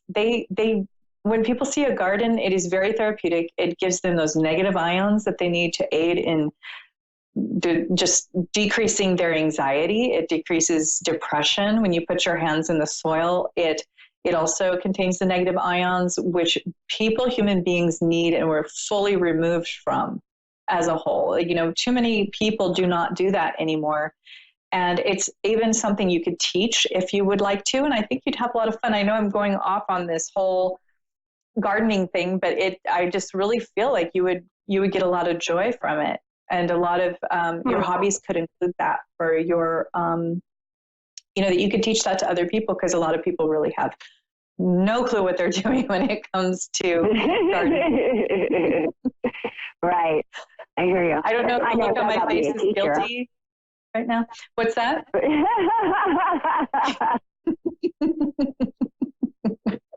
I have my niece and my sister-in-law are bring their plants over on a regular basis for help with them.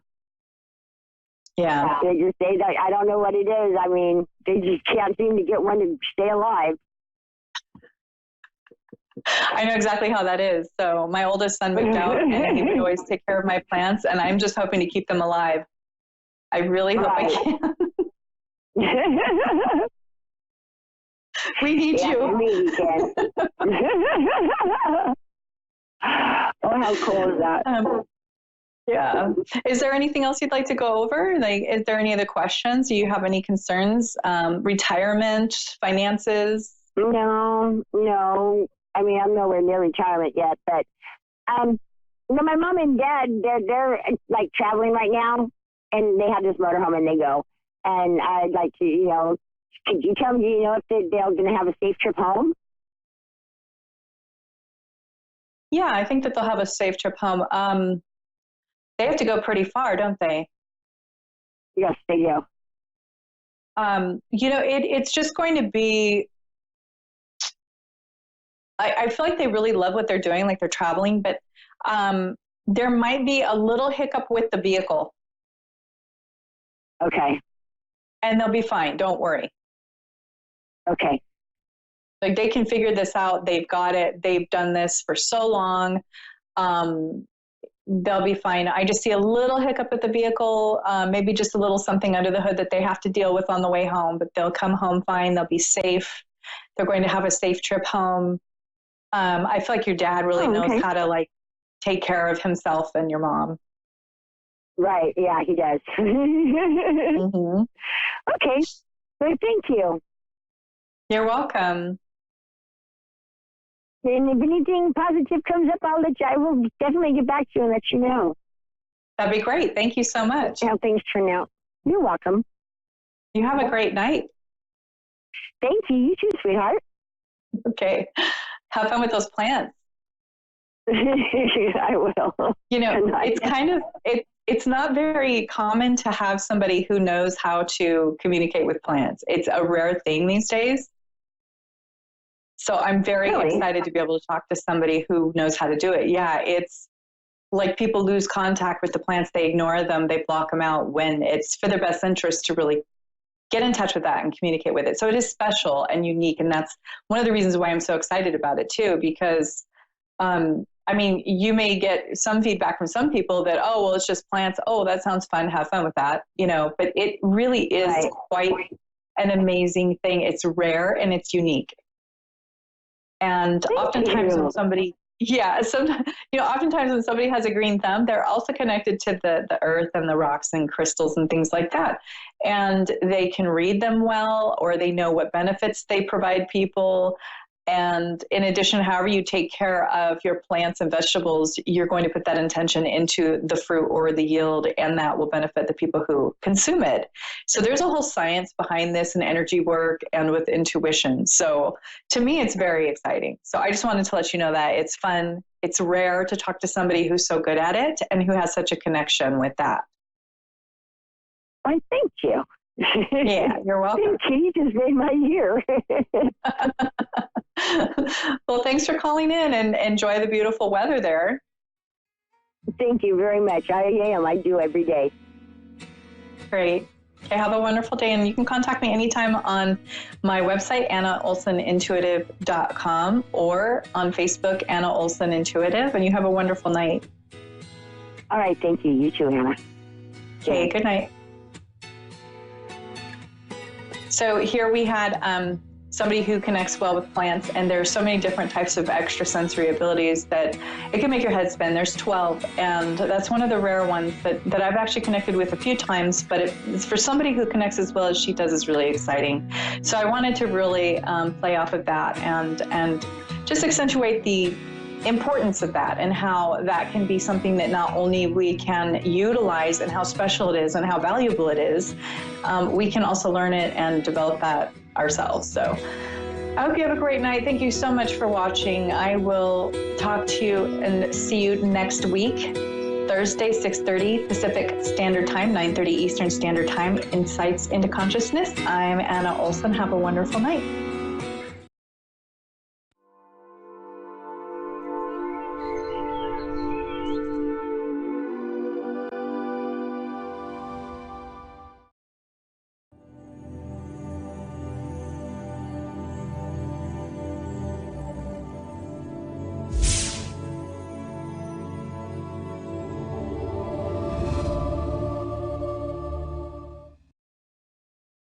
Hi, I'm Mark. Thanks for watching Moonstruck. And now, back to A1R on the air, Psychic Talk Radio Now on Moonstruck TV, enlightening television. Good evening, everybody. My name is Ian Mason, and welcome to the Sensing Spirituality Show, brought to you in association with A1R Psychic Radio and Moonstruck TV, where with love we welcome you. Now, I hope you've all had a happy week and you're having a happy Tuesday. The weather's a little bit cooler here in the UK, and that's a little more pleasant, I can tell you. So this evening, I'd like just to open up with that my intention for next week, but I need you all to buy into this, is that I'd like to offer up a US Forces special show. So I'm looking for anybody in connection with the forces that's ever served the US Forces to be prepared to dial into the show and be open for a reading. Maybe they've got a need for it, maybe they're just curious, but it's something that I would like to dedicate back to the US for the opportunity that it's given for me to be able to broadcast this show. So love with love, that's how I'd like to look at it. So please, please, please pass that around, send the message, pass it around on social media, and let's get that thing going. Meanwhile, back to tonight. Now, I've had an interesting week, actually, and you know what? Sometimes we feel that we might be, on some level, maybe evolved as spiritual people. And then I realised that there are occasions where I'm a bit of a silly Billy. At least that's the words I'm allowed to say on the radio. And you put your foot in it, basically. What can you do? Drop the ball, call it what you will. So I go down to the shops today, right? I buy these new glasses. It's all good. And then things don't go quite right, and I get myself into a little bit of a stressy state, and then I find I react in my usual panicky way. Now, do you know what? It doesn't really matter. Whatever the situation is, whether it's a situation with a loved one or a relationship at work, you don't realise until you're in the thick of it, in free flow, that you've actually not held your spiritual guru space, you've dropped into your silly Billy space. So things went a bit wonky, and I panicked. And it brought some memories back for me that when you grow up with, or you are surrounded by people that are quite strong personalities, not bullies, I'm not talking about those nasty bullies, but people that are just have quite strong personalities, sometimes they can be a little bit overbearing. Now, even if you've left them behind in your past, sometimes you still feel the ripple effects of all of that. And it's a really funny feeling because it catches you on the blind side. And everyone tells you to let go and move on. Well, sometimes it just ain't that easy, because in our human experience, you know what? We forget.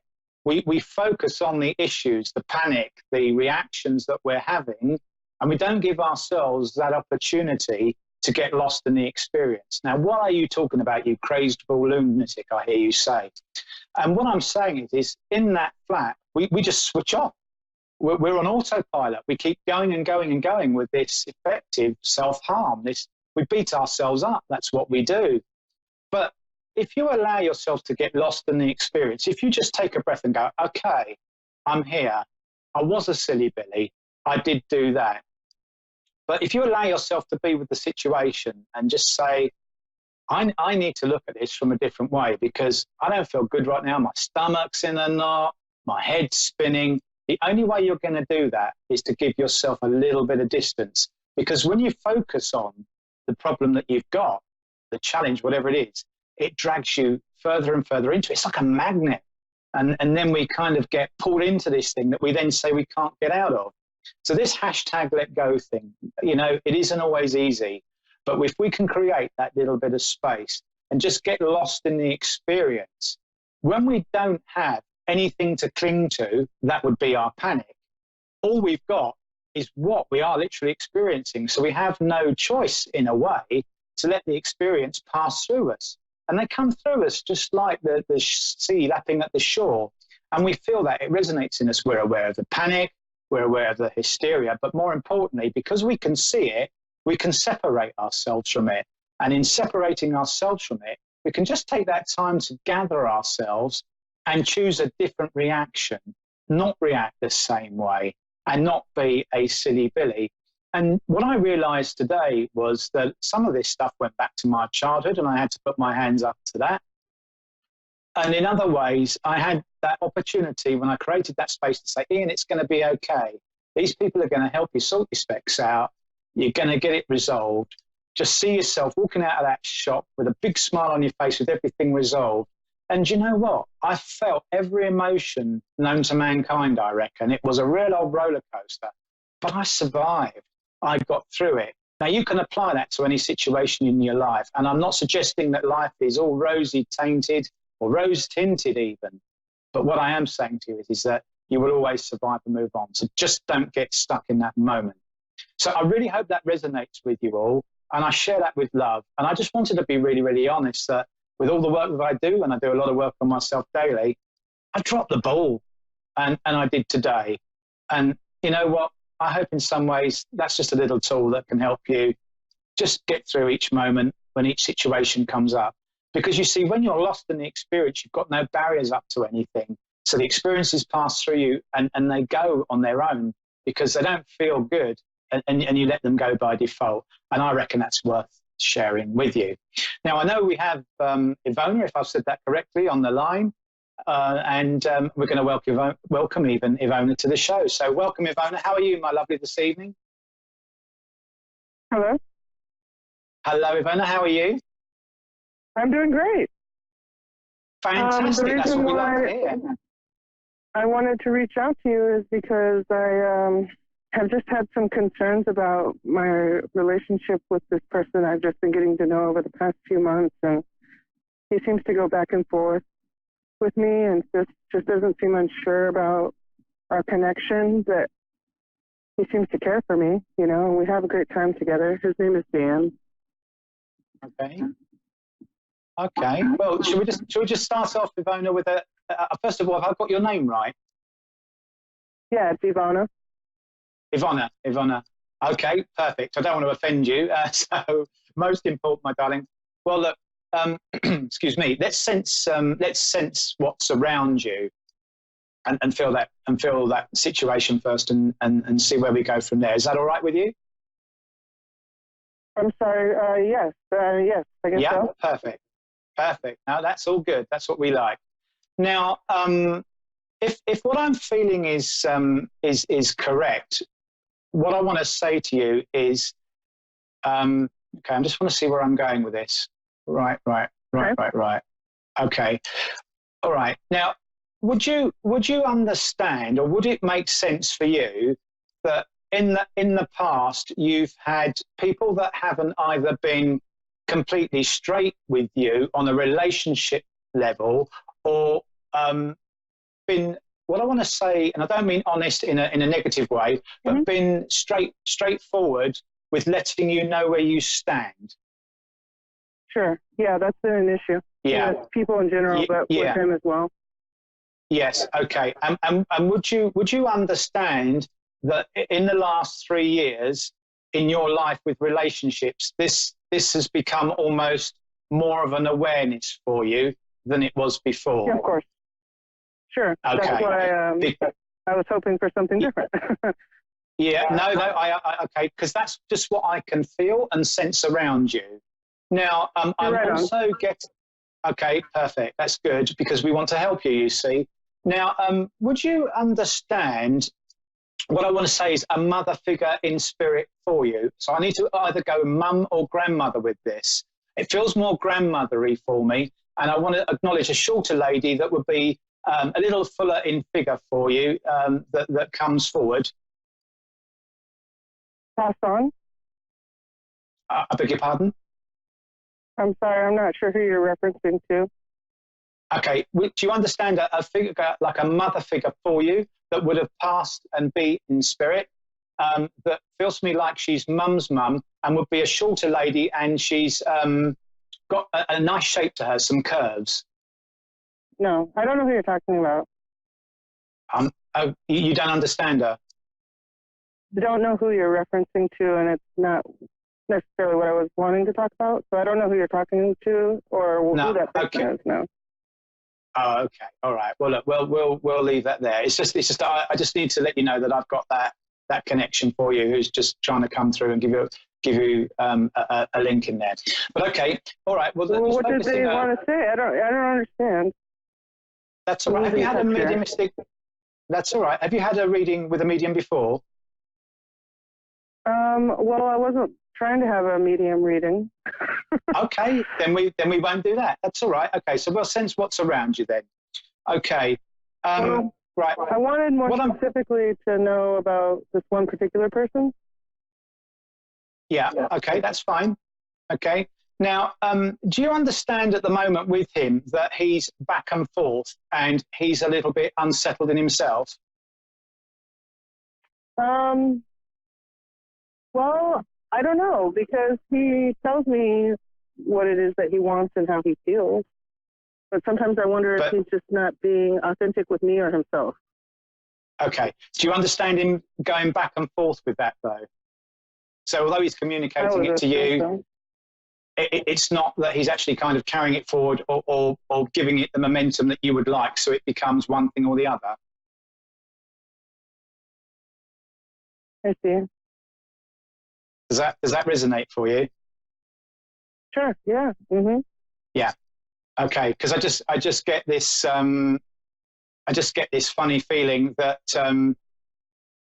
life is very much up and down for him, and there's a lot more going on in the background, and that's not to worry you. That's just the ups and downs of life. And he's not quite in a position to be able to come forward for you and give you everything you want. And it actually feels as much in time communicating, because this relationship feels to me like it's picked up speed in the last couple of months, but it's almost not quite got the momentum that you would like. Would you understand that? Yeah, sure. I just wonder, essentially, if all is lost, or if I should move on, or if it's. Well, what I feel with it. Okay, the feeling that I get is a bit like square pegs in round holes, and I feel at the moment that he needs a little bit of room to manoeuvre. So you almost, not to give him space, but need to kind of either roll with him or be in quite a compassionate sort of situation with him. That's what I'm feeling, and being able to sort of let him know that you're there and you are there to sort of work with him and support him. Now, what I want to say to you is that's all very well and good, but you must be aware of the boundaries that you draw for yourself in terms of things going on, because you must make it very, very clear about what you see or need from him, so that he understands what the deal is, basically.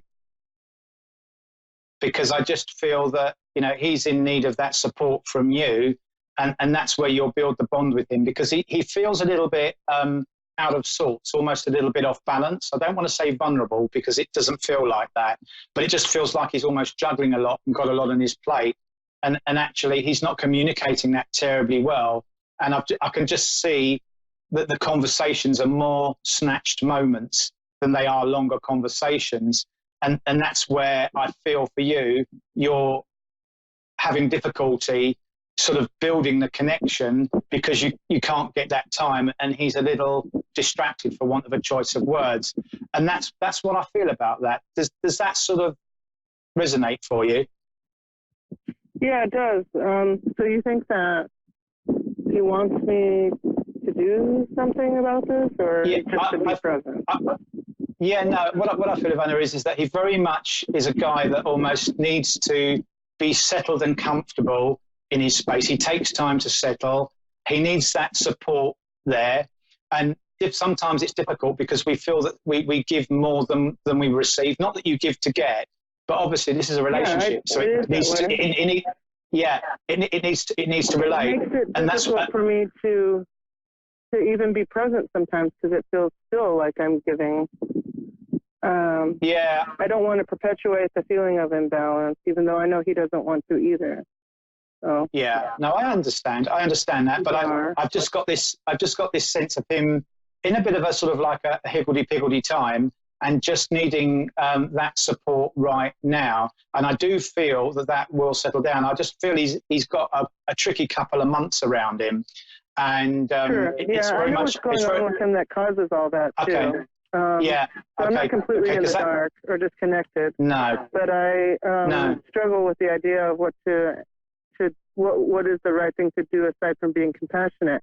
Like, I don't want to feel like I'm losing an opportunity or not being true to myself even. And so I kind of wonder what to expect, and that's the silly part of me that wanted to talk to you about that today, is like, what can I expect from the situation, given that I'm willing to be there and hold space for a person while they go through all this stuff. Okay. Well, at the end of the day, you make an investment in a relationship, which we're all old enough and wise enough to understand. But what I want to say to you is that it's really, really important, though, that you have some communication and some time back for yourself. So it's really important that you communicate to him that, that's fine and I'm here. But at the same time, it needs to kind of come back from you as well. So we relate to one another.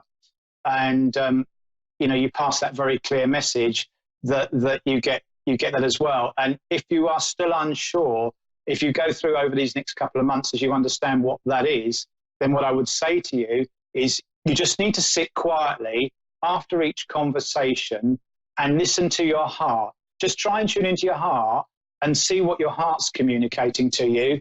Understand where that those feelings are, whether that resonates in your body, okay? And then ask yourself those questions about, am I happy to sit with this? And that's what I would say, not your head. Listen to your heart and go with your heart. So I really, really, really hope that helps you. And I wish you the very, very best of luck. Thank you. Thank you. Okay, so good luck. And thank you for calling in, Ivona. And we now have Michelle in Queensland, Australia. Good evening, Michelle. How are you, my darling? Hello. Good, thank you. How are you? I'm very well, actually. I'm going to scratch my nose. I've got a very itchy nose. Excuse me. Oh, dear me. You can hear me all right? I can hear you beautifully. How is it that I may be able to help you this evening? Well, my question is about whether you can see anything in my path change-wise, particularly about moving to a different city or even country, and career. Any changes coming up? Okay. All right. Let me just look in. Let's just look into you. It won't hurt.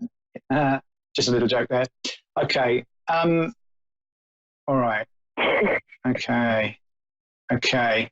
Do you understand that if I say to you that you're a little bit out of sync at the moment in terms of having a plan of what you want to do? So you've got lots of ideas that are going on for you, but almost either nothing firmed up as either an intention that you are aiming for, and it being more of like a wish for change rather than a plan for change? Perhaps. I think that you're right, definitely the first part, where there's lots of ideas and there's no firm decision. No, okay. I'm because usually good at decisions. Yeah, but I want to say to you as well that I feel that the way that you operate or function with your work is, how can I put this? It is almost that you, whatever you set your mind to, you can achieve, and you're quite in demand for what you do. So if you put your CV out there for a job or you applied for something, pretty much you always get on the list for a conversation or an interview. Would that be right? Pretty much, yes. Yeah. Because I think really I work for myself. Yeah, but I just feel that you can make anything you want to happen. Okay, if you set your mind to it and you set that intention for yourself, which is why what I'm seeing around you is, it's like I can see the chaos of your life, and I mean that in a really loving way, because I just see that there's lots of opportunity around you, but you've really got to decide what you want. Now, actually, what I can see for you, yeah, good, because what I can see for you, would you understand why Paris could be an option for you, or connections with Paris? Yeah, look, I would understand almost any country would be an option for me. That's why this is such a hard decision. Can't you decide for me? Not exactly, but I can share with you. I can share with you what I can see, my lovely. But I actually am seeing the words Paris, and I can see the Eiffel Tower. So there must be some connection with either what you're thinking or a direction that you want to go in, or the industry that you work in, that would have links, associations, or a good connection with Paris for. Yes, there is some. Good. Yes. Yeah, okay, because that comes up quite strongly. Also the Caribbean. Okay, but the Paris How thing do you is very feel strong. about that? Okay, give me one moment. Now, what I'll say to you is with the Paris thing, I do feel that there are opportunities or discussions to be had with that, but they are not until later in the year. And I feel they're more around the September time, because I feel quite autumny, or fall as some people call it, with that, when those discussions start to come forward. With the Caribbean, as you've brought that to me, what I'm seeing is that could almost be something that you could do tomorrow. So if you really wanted to hop on the plane and go, you could do. So I very much feel that it's almost too easy for you, but it's more of a short-term solution. And the questions that you've got in your mind is, do I want that upheaval for the short term, where I might like something more in the medium term that gives me some stability? Because I don't really want to keep hopping here and there, because I'm seeing that you've moved around quite a lot sometimes. You know, you might have done 2 or 3 months here, 2 or 3 months there. And you know, it's about you getting your roots down somewhere and not having to move about as much. Would that make sense for you? Sort of, yes. Okay, all right. I think I've lived in the same place for a very long time, but I've traveled a lot with my career. Yes, I can see that. But it's very much about you aren't really somebody to stay put in one place on like a home level. So there is the adventure side and the new experiences that drives you. And I don't feel that the Caribbean would be a new or as new experience as Paris would be for you, because it feels very much that there is either more opportunity, or it's a little bit more, I don't want to say professional, but it almost feels a little bit more polished with the French connection there. And I very much feel that you are about to take what you do to the next level, because you need to either better yourself in some way, or really, really let yourself loose on the world and show the world what you can do. And I feel that you need a slightly more elevated forum to do that, rather than perhaps and there's nothing wrong with the Caribbean, but that being almost too easy for you, but not yielding you the opportunity for you to project yourself as your heart desires. So I want to say to you very much that it's important that you focus on where you feel your vision of what you see for yourself and what you literally feel is next for you, to use that as the compass to guide you to where you need to be. And my feeling actually with the Caribbean is that feels like I've been there, done that. It doesn't feel that that environment would bring anything new for you. And I feel that you need to take next steps for you to evolve you. But I do feel that there will be a Paris connection or conversations in connection with Paris coming up. So do watch out for those. And, you know, I really, really hope that resonates with you. Is there anything else around that you would like to ask?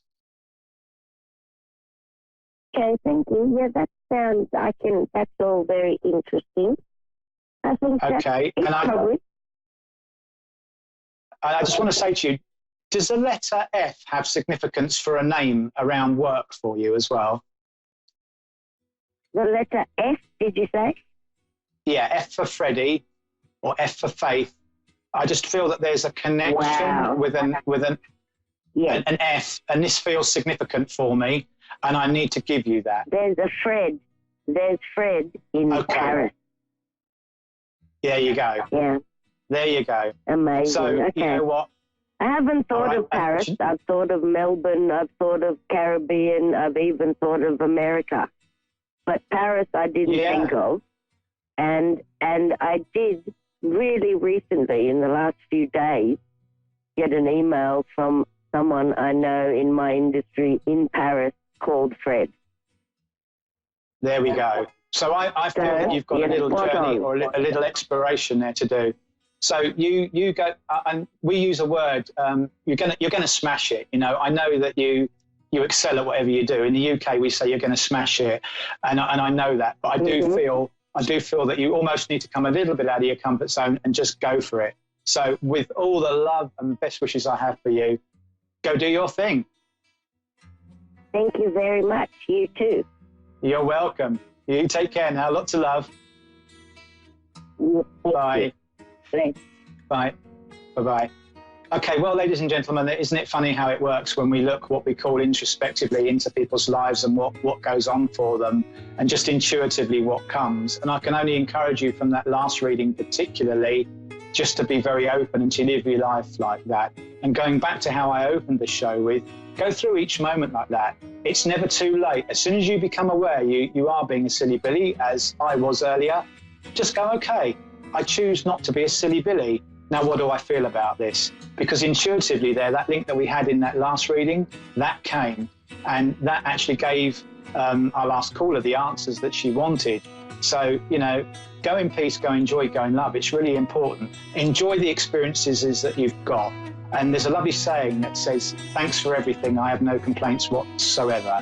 Live your life like that. I really hope that helps you. Please share the Special Forces option for next week so we can make that happen, and have a fantastic week ahead and stay safe. With lots of love, I leave you this evening. God bless. Goodbye. Thank you for watching.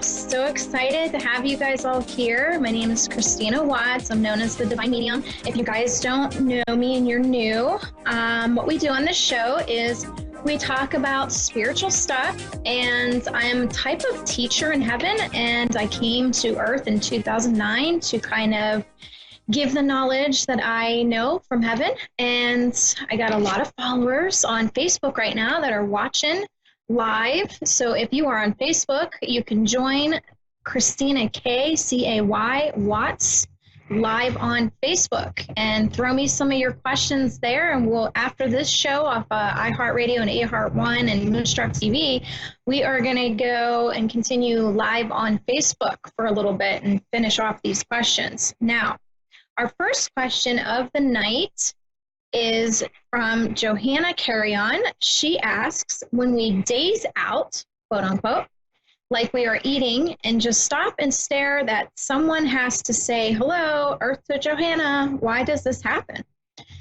Well, sometimes our soul tends to go off, kind of like when you're sleeping, your body is in relax mode and it's sleeping, and your soul's off doing all kinds of things. So you don't have to necessarily wait around for the body to wake up. So your soul's off doing stuff. So sometimes this happens when you're in your waking state and you're driving, and all of a sudden you get from one point to another and you're like, how the heck did I get here? So it works the same exact way. Okay, next one's from Ray Lukács. I'm hoping I'm saying that name right. Since planets don't really move backwards in their orbits, why is everyone blaming their problems on retrograde? Okay, so I did a whole blog on my website, thedivinemedium.com, on retrograde to kind of give people kind of a heads up, how's this work and what to expect. So if I told you that a train moving faster past a slower moving train, and the slower one appears to be moving backwards, but of course that is not at all true. They are both moving forward, but the slower train just appears like it's moving backwards.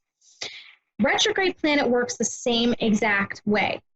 By essentially a faster moving planet is passing a slower moving planet, creating the illusion that a slower planet is moving backwards or retrograding, quote unquote. For this illusion to appear in this way, it takes a lot of energy to pull it off, okay? This isn't something that just whim, bam, bam, it happens. Energy that throws the alignment of energy in connection, bonding with spirit and physical, causes upon realms of all types, our physical, our spiritual, everything. So it takes a lot of work to pull this off, okay? If you look at a clock and it suddenly starts going backwards, you would think you're going cuckoo. A planet moving in retrograde motion is just like the clock. In doing so, the retrograde energy is asking you and asking your mind to kind of align and adjust to the temporary flux in the messages communicating with energy, okay? So when you see this kind of illusion happening, your mind kind of has to adjust to what's actually happening, okay? It's like putting the mind into another time zone. So just think of getting off a plane and you have jet lag and you're trying to adjust to a new time zone. It's the same kind of energy effect. Electronics get cattywampus, your emotions get cattywampus, and everything in space affects us. You can't go a day and think, oh, I'm just going to keep living the same energy over and over again. It's not going to happen.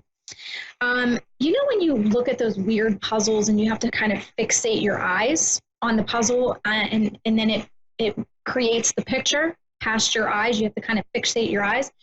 Retrograde is kind of the same way. You kind of have to fixate your eyes to see the full picture, okay?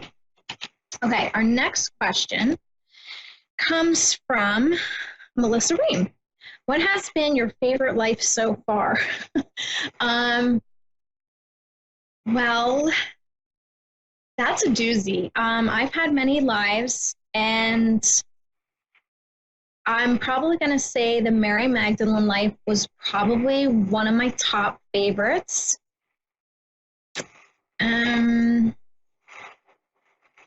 Being president one time was kind of cool. I didn't like how my ending went, but it was actually kind of cool. I've had many lives with, you know, like the fairyland and the mermaids. Those are kind of relaxing. It's kind of like a vacation away from Earth. So, but honestly, my top one would probably be Mary Magdalene. I really, really enjoyed that life. Okay, Melissa Ream again asks, you are a teacher in heaven. Can we know your name up there? Okay, so I am a teacher in heaven, and my name is obviously Mary, and that is my essence, my soul essence. But I'm also a warrior in heaven. I have many jobs in heaven, just like I have many jobs here. I sing, I'm a medium, I'm an artist. So you have many gifts here, you have many gifts in heaven. Okay, so my warrior essence name, essence, if you will, because we don't really get hung up on names, we get hung up on energy feelings or our soul recognition. So we don't really get hung up on names and category. But if you were to call me a name, it would be Sahara, aka Zara, here on Earth, okay? Using Earth's language. I communicate with water creatures or races that use aquatica, like a nature of aquatica. And I also do with ridding and removing dark from beings that seek to, these beings that I deal with seek to plague and corrupt people and places. And I use a Jesus's blood angelic armor that I place over these areas and these people to kind of demolish what's going on around them, to kind of remove the energy, and I'm assisting and protecting the angels with it while I'm here. However, I am restricted by the body to kind of be free in the spirit sense to be able to do what I really can do in heaven. So I'm kind of a little bit restricted, so I do have to count on them for things. So, okay, next question. I'm going to skip anybody here. Mary Maltese Giuseppe, when do you think the Vatican became dark? It must not have started that way, right? Sad to say, Mary, yes. Its main goal was to kind of corrupt and control. I know that there was really good, amazing people that, you know, wanted to start this whole thing to enlighten and kind of be like peace workers, but then you have the other aspect of people that want to control it. When the second you start taking out books of the Bible, you no longer have something pure and with good intent, okay? Jessica Popish, what happens to another person's soul contract when someone who was to be a part of it commits suicide? Okay, so this is a really good question, Jessica. But nothing happens by chance. All these paths that are taken are documented, are planned out, are agreed upon, and consented. The biggest thing here is you want to finish out you want to do everything possible, as hard as it is here, to finish out your life. You do not want to waste the time and not finish it out, because if you finish it out too early, then you're not getting the full effect of learning. There's a difference between reading a book and actually jumping into the story and living it out. You have to live it out. You can't just vicariously read about it. Okay. So I want to kind of use an example for this. I have my notes here. I'm kind of keeping my my ADHD in control today. But so a son wants to be with his mother. His mother dies. He is overstricken with grief, and he just wants to be with her. So he commits suicide. The son does get to see his mother. God is so great and loving in his ways that he understands the hardships of being here on earth. And the son will have to learn how to forgive himself for leaving too soon, because coming to earth is a gift of learning, and you don't want to waste that gift. You don't want to let it be in vain. So you must try everything you can to stay as long as you can. Karma has to be balanced in order for a soul to fully learn from the experience and the perspective of the experience, okay? So karma will get balanced out with that. Okay, question, do dead people ever lie? This is interesting. No, they do not. They have no reason to.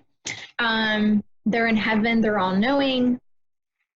So communication is all telepathic. So if it's all telepathic, everybody kind of knows what everybody's thinking. So there's no sense in lying, and there's no sense in lying to me because I communicate telepathically. And I not only communicate telepathically, I feel everything that the soul's going through as well. So you can't kind of hide that from me. So there's no gain in them lying to me, to any other spirits in heaven. Everybody kind of just knows what's going on. So who picked our guides out? Our guides. This comes from Melissa Ream. Melissa gives a lot of questions, and I love them. So she asks, who picked our guides? We picked our guides.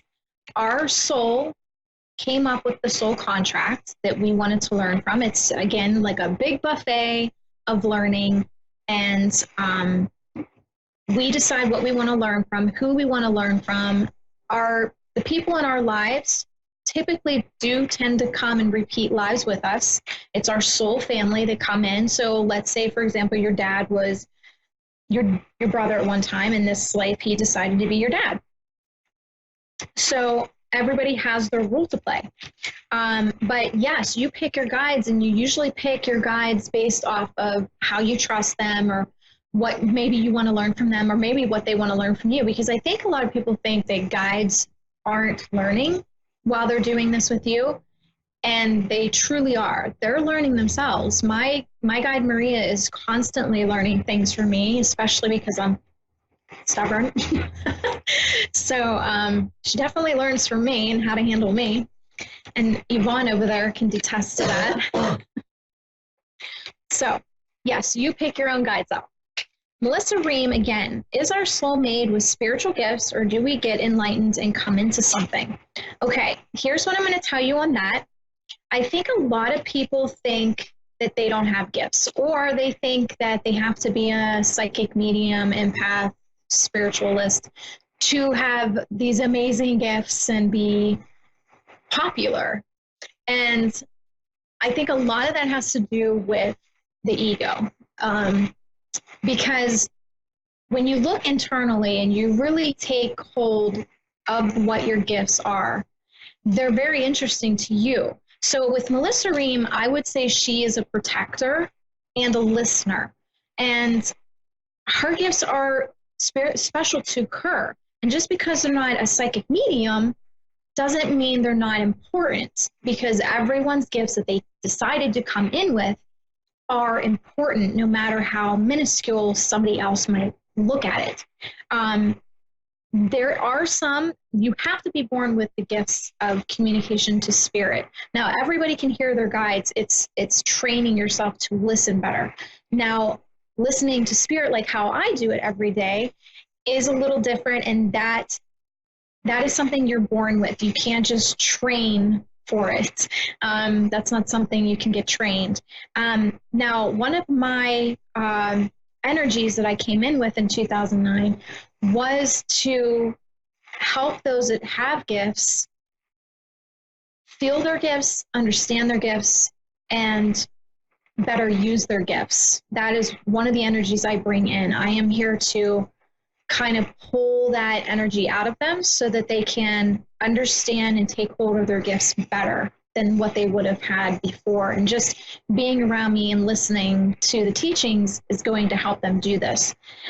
So yes, in a way, if you enlighten in your own gift, but you have to be born with them. You can't sit there and say, oh, I wish I could be a medium.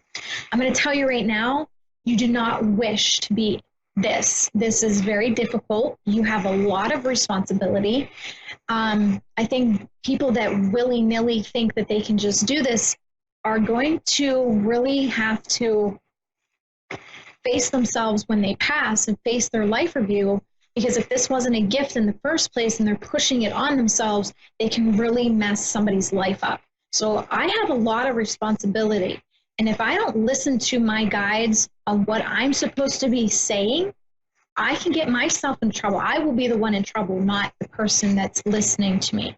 So I take great responsibility on what I do, what I say, because it could hurt somebody if I am not careful. I have to listen to what my guides are telling me. And I don't just answer willy-nilly. And I think that's what a lot of people expect me to do, is just whiff off some answers. And I don't do that. I like to sit calmly, listen quietly to my guides. It might take 5 minutes, might take 10 minutes. It might take 2 minutes. Just depends on the person's energy. But I don't like to just flat out give answers, because they're not my answers to give in the first place. I am just a telephone in a way to give the answers. Okay. Melissa Ream, why is dark so heavy on some souls? Okay. Dark, God allowed dark to be here on earth because this is a learning area where there's a yin and yang energy going on. There's two sides of every story. There's two angles to every learning. So you can't enjoy joy and peace and love unless you experience some darker sides. How can you really appreciate love and peace and happy joy unless you've gone through hard times to really appreciate it? Like when somebody gets really, really sick, they really appreciate health after they've gotten sick. And then they get well and they really are grateful and appreciative that they got to see that side so that they can better appreciate being healthy again. Without dark, we cannot appreciate the joys that Earth has to offer us. Okay, so it's very, very important. God allows dark to teach us these good and bad aspects so that we can better appreciate it. Okay. Okay, next question is Cynthia Fleming. What does it mean when you have the same dream over and over again, and each time it goes a little further than before? Well, Cynthia, you kind of actually answered your own question without even knowing it. When you said here about each time it goes a little further, well, that's the whole point. The dream is slowly giving you a message. And each time you go into it, it's just, and you're discovering more and you're learning more. And that's the whole point of a dream repeating. And until you get the message, the dream won't repeat. So let me give an example. Christina, the person that was in this vessel before, she had dreams way back in probably 2000 and about wearing a uniform, a police uniform that wasn't of Johnstown where she lives. The uniform was black and the uniforms here are kind of like a navy color. And she kept having dreams that she sees a rape happen. She chases after the guy and she calls in everything. So it's not like her not to call in, and she didn't call in. And long story short, she gets shot through her chest and she doesn't get discovered for 2 weeks. Her body lays there for 2 weeks because it's in like near an abandoned warehouse. So after the accident, those dreams stopped when I came because it stopped that path in its tracks. I did not become the police officer, even though I still had that energy and that drive to become a police officer because she was still on this path with me when I decided to come in and she decided to leave. It's what's called a walk. I am what's called a walk-in. And I know a lot of people don't understand this, but a walk-in just basically agrees to walk in when the soul that's occupying the vessel no longer wants to live out that life. So instead of committing suicide or anything like that and savoring the vessel, the walk-in comes in and agrees to take on the life. However, the biggest thing with walk-ins is they're drastically different personalities going on. And I mean, there might be some similarities in maybe gestures or facial expressions or maybe the way they talk, but the likes and dislikes and the drive, like she was very depressed and I have a drive to do things and get out and go places, and she's a homebody. So I do struggle with that on occasion where she's fighting me, doesn't want to go anywhere, and I'm stuck in the house and I really kind of want to go out and do something. So thanks, David. I know it's sad. I got to struggle with that, but you know, it is what it is. Okay. So Cynthia, just to kind of sum up your question, yes, dreams will repeat themselves, and they are very important when they do repeat themselves, because there is a message there. And the message to Christina was that it was like a heads up that that path won't happen, that she'll be taken across and I would take over. And the dream stopped, obviously, after that. And the uniform, go figure, was the OPD, the Orlando Police Department uniform when she moved to Florida 9 years later. Or wait, I should say 5 years later, but yeah. Okay, Strawberry followed up with why do some not dream or can't recall their dreams?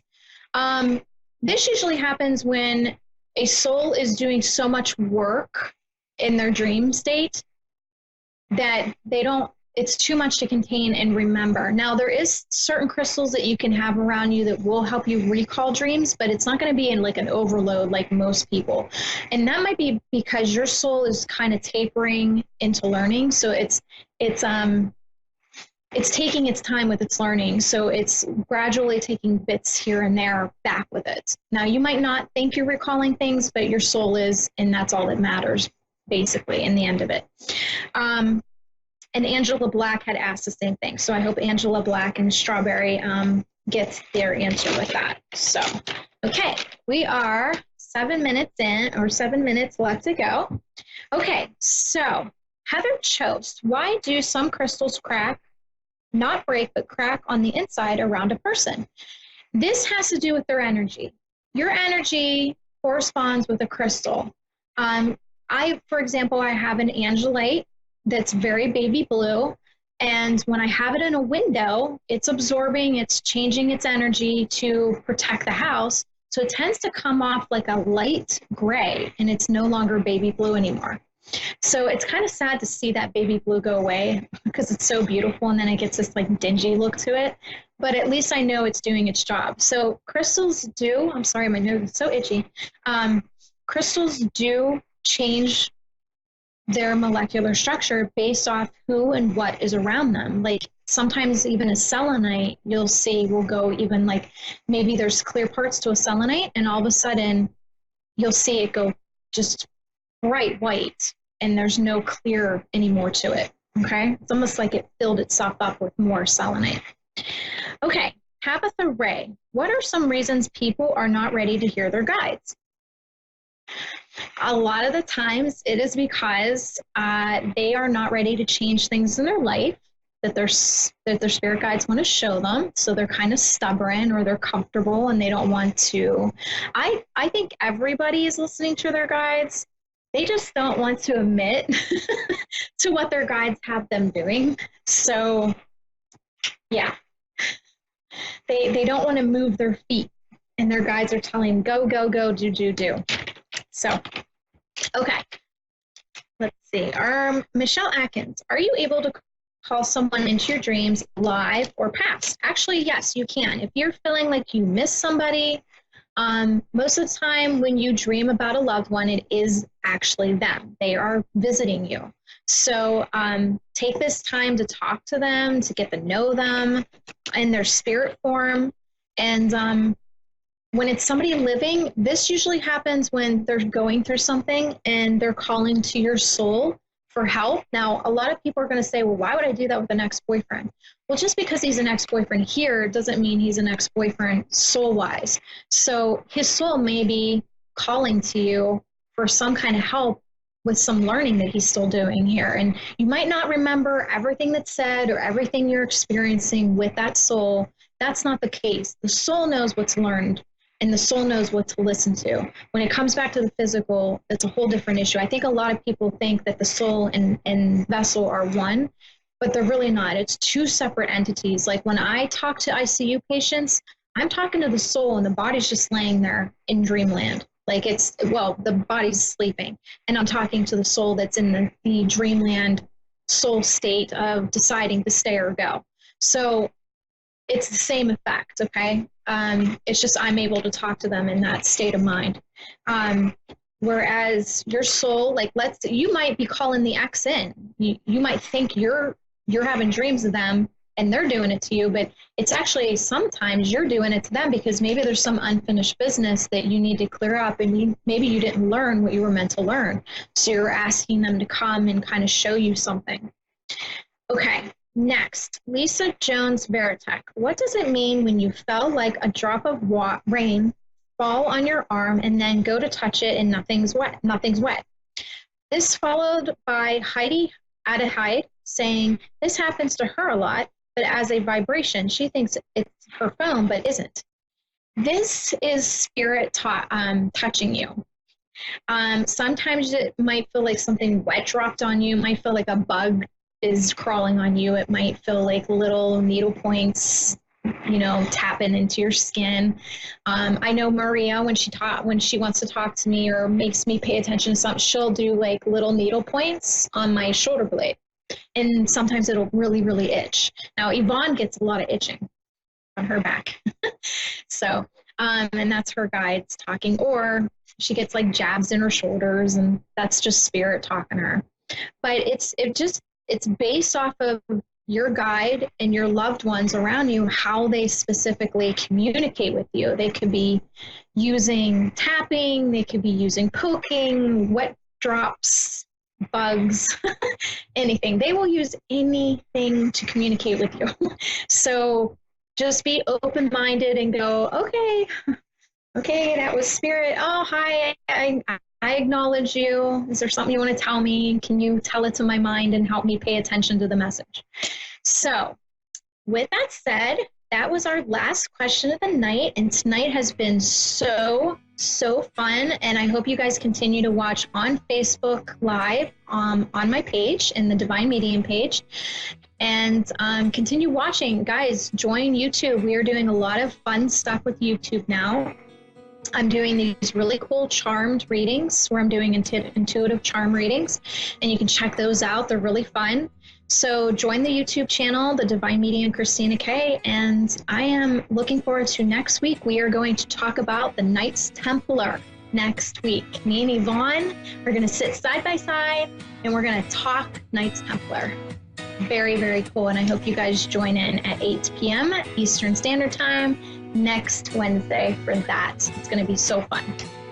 Thank you guys for joining.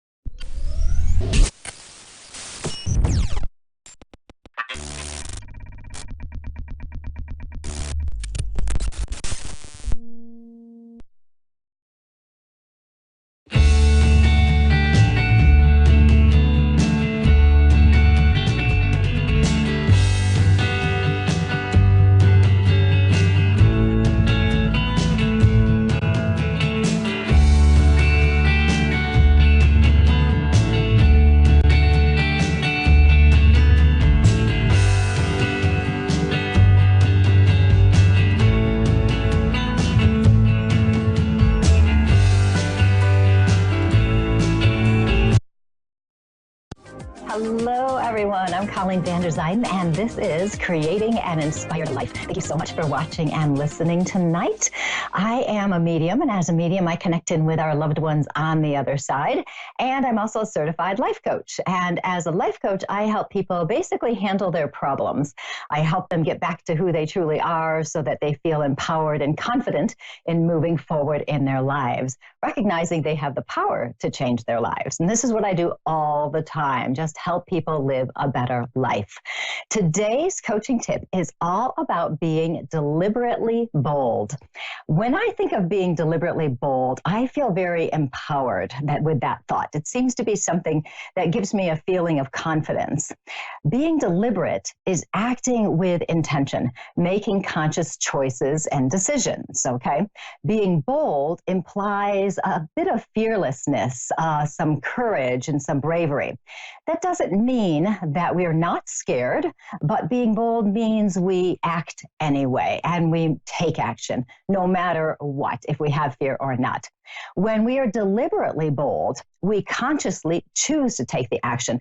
It's a willingness to take a risk, to face a fear that could be holding us back. It's not being reckless or stupid. We're not just acting for the sake of acting.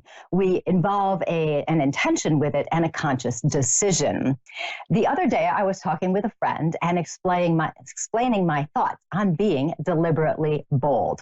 And at that moment, interestingly, we drove by a ropes course. A ropes course is made up of activities like zip lining, climbing on ropes, walking on boards that are suspended in the air, all sorts of challenging activities, and they all happen 30 to 40 feet above the ground or even higher. My friend said, should we do it? It would be deliberately bold.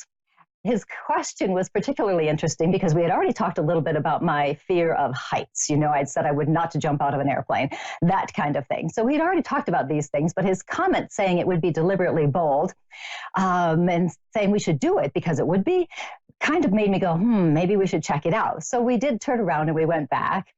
And we were standing there looking at the different parts of the course and watching the people who were there and thinking about it. And he just every now and then say it would be deliberately bold. And I'm coming up with reasons as to why I can't do it. I absolutely can't do it. And then I thought, well, maybe I should try. I don't know. I was definitely nervous about it because it was something that's very out of character for me.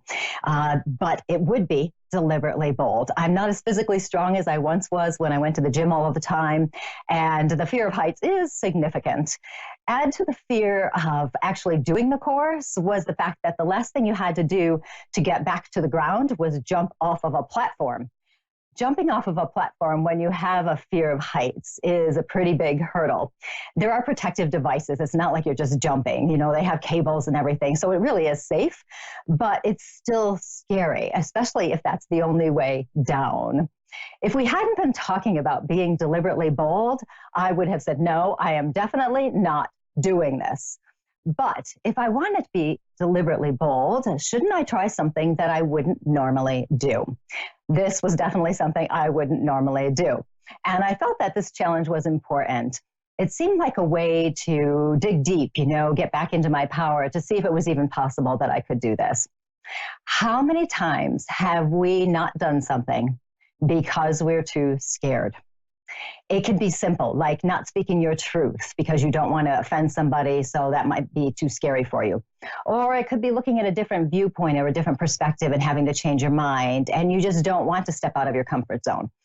Or it could even be profound. Maybe you have a job you don't really like and you want to find a new job, but you're scared about putting yourself out there because maybe nobody will hire you. Maybe you're not good enough. So it stops yourself from moving forward. Maybe you don't travel because you're afraid something bad will happen. We all hear the news about these things that happen, but it might stop you from doing those things you want to do. What if there was something that's stopping you, that you were deliberately bold instead? If you consciously chose to make a decision that would be bold, what if you did that? What would your action be? Would you change your thoughts? Would you face a fear? Would you take a risk? Would you speak your mind? Would you just make a bold decision?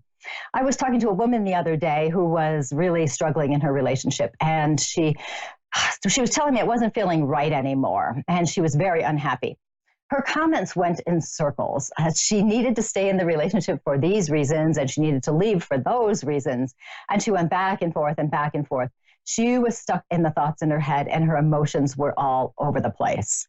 When we're stuck in emotions, we actually create more fear. And then we don't take action. It's like we're paralyzed. If I didn't have somebody there encouraging me to do this, I wouldn't probably have gone on that ropes course because I would have talked myself out of it. I would have said, oh, don't do it. You know, it's going to be too scary. I would have gone and on and on. But because I had somebody there who was supporting me, it was safe for me to take the chance on it. Now, this woman, with her relationship, she knew she needed to take action, and she knew she needed to get space for herself so she could clear her head. But she kept talking herself out of it. Her fear was holding her back. For her, being deliberately bold would be speaking her truth and then taking some action to get the space she needs. Her decision doesn't have to be permanent, but without taking action, nothing changes. Being deliberately bold can help you get clarity on a problem or a concern. It can help you face your fears. It's an empowering mindset that is actually decisive and courageous. You may still have fear, but you make the conscious choice to do it anyway. I can tell you that with that ropes course, on the first activity, my heart was pounding. I was so nervous and so scared. I wanted to make sure I did everything right because I didn't want anything bad to happen, you know, like falling off of something or, you know, hanging there in the air or something. But with that first activity, I was so focused on what I was doing. I actually even wasn't bothered by the fact that I was 30 or whatever feet above the ground. When I got to the first zip line, however, the fear came back because I have always said that I will never, ever in this lifetime do a zip line. I am not about to jump off of a platform and fly through the air holding on to something to get to the other side. But here I was. I had to do it because it was the only way you could keep going, and there was no other way to go. So I just closed my eyes and jumped. And you know what? Nothing bad happened. Can you believe it? Just like they say, they said nothing bad would happen. But what I noticed is once I made that first action and I trusted the process and jumped off, that it was all good. And with each challenge, I felt more and more secure and more competent. And at the end, I did jump off of the platform to get back to the ground. Just the act of doing it was awesome. Although I was scared, I did these things anyway. As I learned more about the course and how it worked, I made the intentional choice to be as fearless as I could. I was deliberately bold. With each fear I faced, the stronger I felt. I felt more empowered. How many times is it that when we're scared of something, when we just take some action, we realize our fear wasn't nearly as big as we thought it was going to be? When we face these fears by being deliberately bold, we reclaim our power and we become stronger in who we are. Is there anything that's holding you back? Do you have a fear, a problem? Are you worried about something? Are you stuck in emotions? Is something going on and you're just not taking action because of a fear or whatever you think it is? Is there something you want to say or do, but you're not doing it? Ask yourself, what would be deliberately bold? Be out of your comfort zone if you have to be. Just step out of it for a bit. Just do it. Take the risk. Be courageous. Face your fears. Being deliberately bold will help you create your best, most awesome life.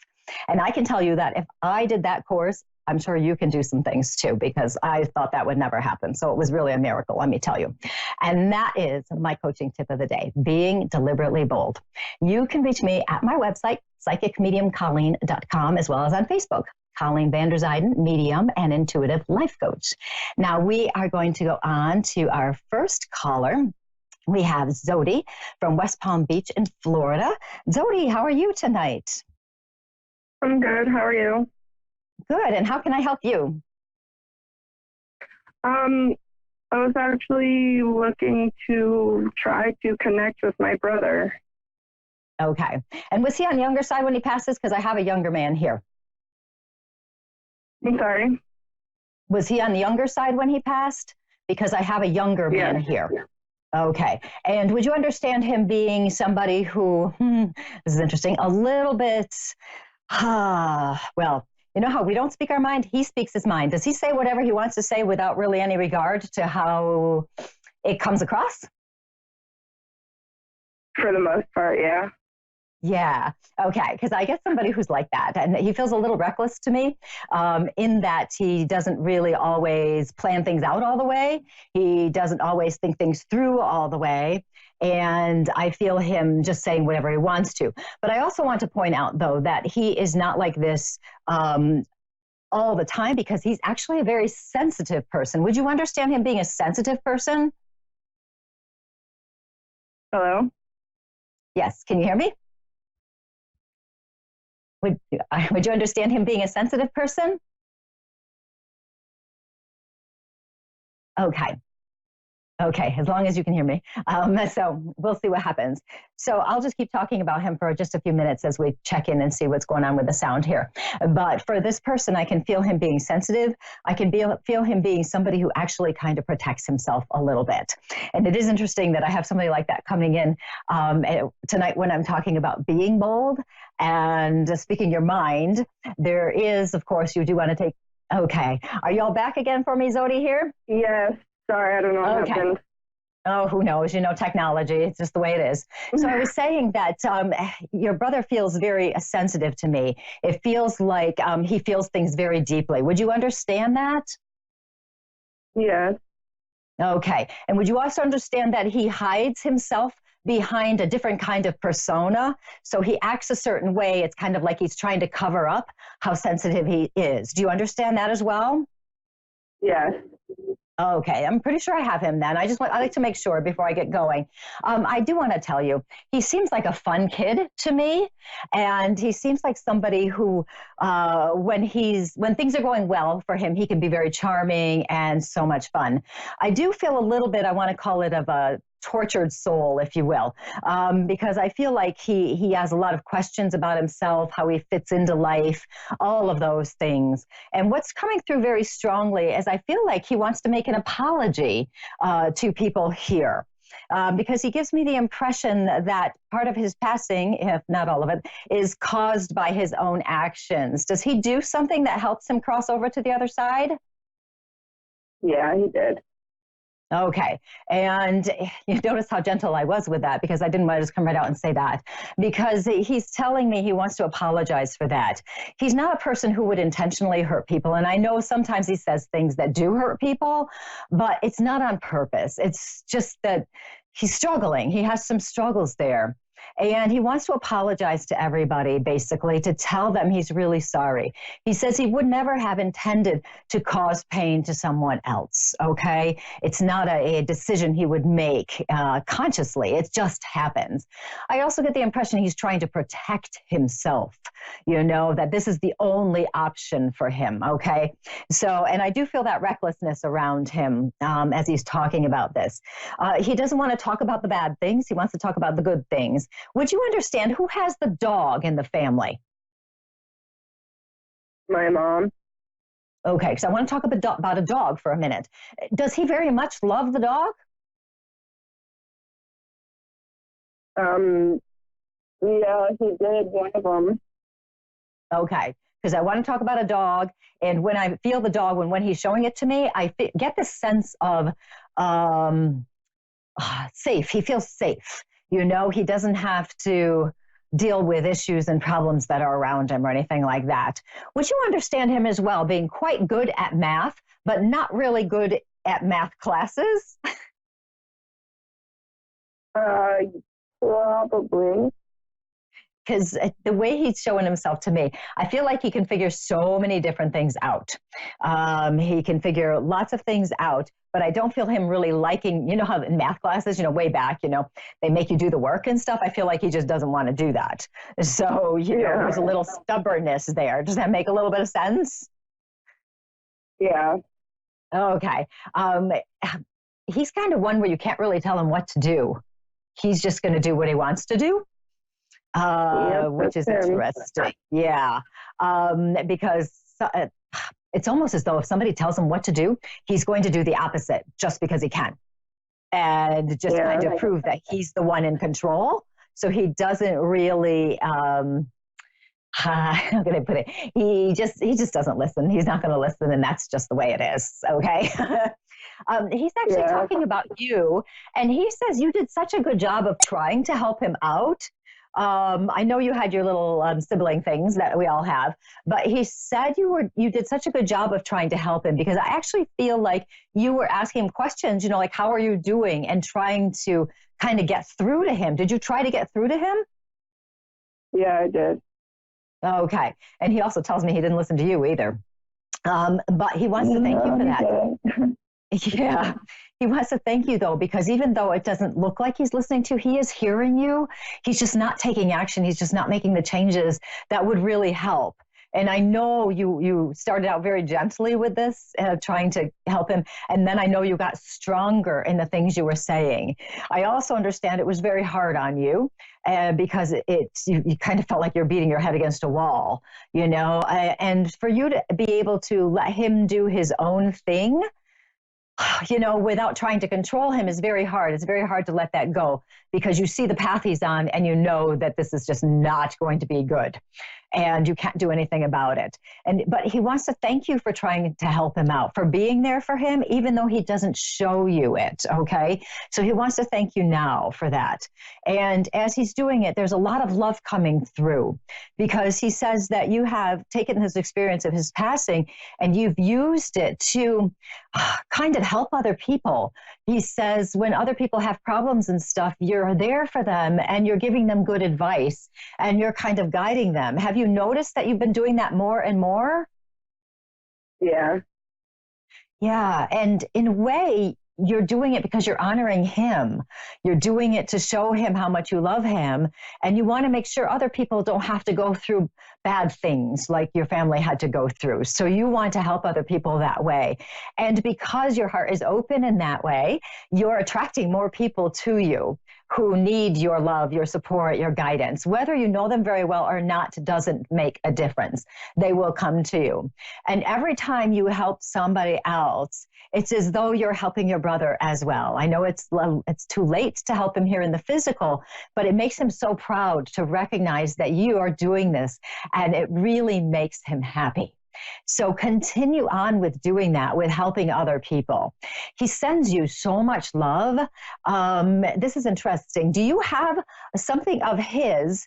And this would be something that he wouldn't necessarily tell everybody he has. Do you have something like a stuffed animal or something that he would have worn regularly? Because I feel like you have something of his. It's like a memento. Do you have something like this? Yeah, I gave it to my son. Okay, good. Okay, good. Because he does acknowledge that. So I just want to make sure I mention that to you. The connection is so very strong, and he thanks you because he says you also been talking to him on occasion. You'll say something to him. And he says, don't worry about the fact that you were mad at him after he passes. Don't worry about it. It's okay. He understands it. He said he would have been mad too. So don't worry about it. It's not a bad thing. Don't be guilty, anything like that. So he sends you so much love, Zodi. So thank you so much for calling. I'm so glad I got to talk to you. You make sure you tell the rest of your family that he loves them and he's still around them, okay? Okay, thank you so much. You're welcome. You have a good night. And that was Zodi from Florida. It's always so hard when we have, a relative who passes, like a brother or something that's on the closer side, and there's some struggles there, because sometimes we carry guilt with us. So he was very clear about not carrying the guilt. It's important. The love is always there. It never leaves, even though somebody has passed to the other side. So now we are going to move to Pam from Dayton, Ohio. How are you, Pam? I'm good. How are you? I'm doing quite well. How can I help you today? Well, I've fallen on hard times. I can't find a job to support myself. I'm living at my sister's now, and I'm wondering if there's something I'm missing. Yeah, that's interesting, because tell me if this is accurate, because I feel that you're actually well trained in all sorts of things. Are you? I am, but I have a voice problem, and so I can't work in sales or marketing or anything where I'm on the phone a lot. Right, that would make sense. Right. Yeah, so that could be an issue. What's interesting to me is I am seeing some kind of, it looks like, for lack of a better word, I don't know a whole lot of careers out there. It looks like something that's more of a data entry or a research type position. Have you applied to anything like that, where you would be helping a company or a person getting more information and then entering information into a system? Yeah, I've been applying for everything. Okay. This feels like a good thing to me. So I want to make sure that you apply to all sorts of different things. And I know you have, but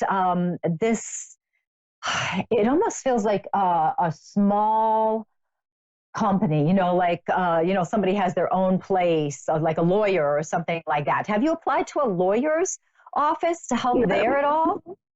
No, I haven't, not yet. Okay. If you notice something like that, I would suggest you check it out and apply. This doesn't feel like something where you would need special, legal training to do, because it seems like they can explain what they're looking for. I mean, and you're smart, you know how to do things, you know how to look things up, and all of that. And it feels like, so it feels like a small situation to me. And I keep seeing lawyer, so there may be something to that. So somehow in some kind of a position that I would call a professional position. So even something helping out in like an accountant's office or something, if they have somebody who does not accounting, somebody who would help with things like that.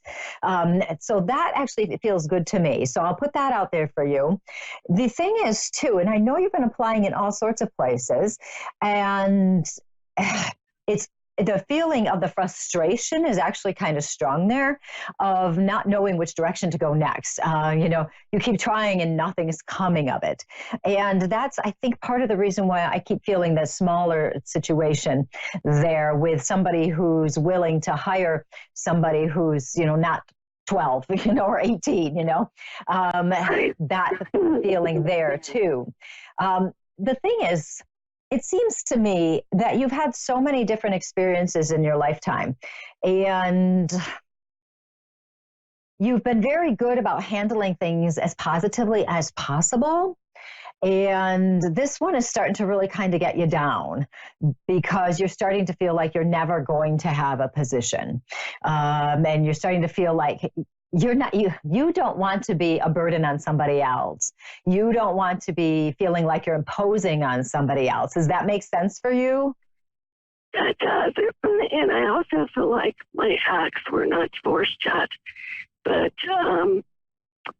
I feel like he's put a curse on me. I don't know why. You feel like your ex has put a curse on you? Yeah, his name is Ken, and he's a guru. Okay. My feeling on that is no one can put a curse on you ever.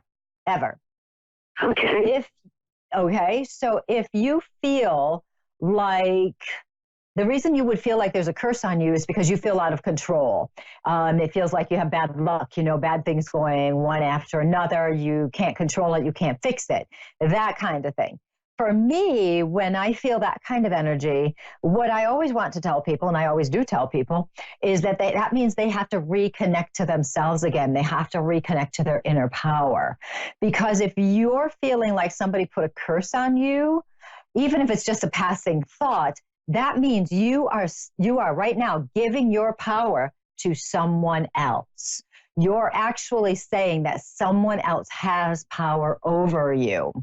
And that's not a good thing, because when you give your power away to somebody, you're not strong in yourself anymore.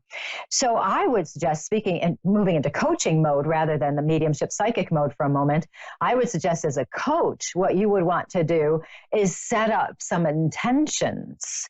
So literally come up with intentions of how you want to feel in your day, or an intention of how strong you are. And you may do something along the lines of, I am a powerful and competent woman, something like that. You can say it out loud or not, okay? So you don't have to say these things out loud. If you consciously just stop for a moment and just say, I am a powerful woman, whatever feels right to you. You want to use I am statements, because I am statements are very powerful.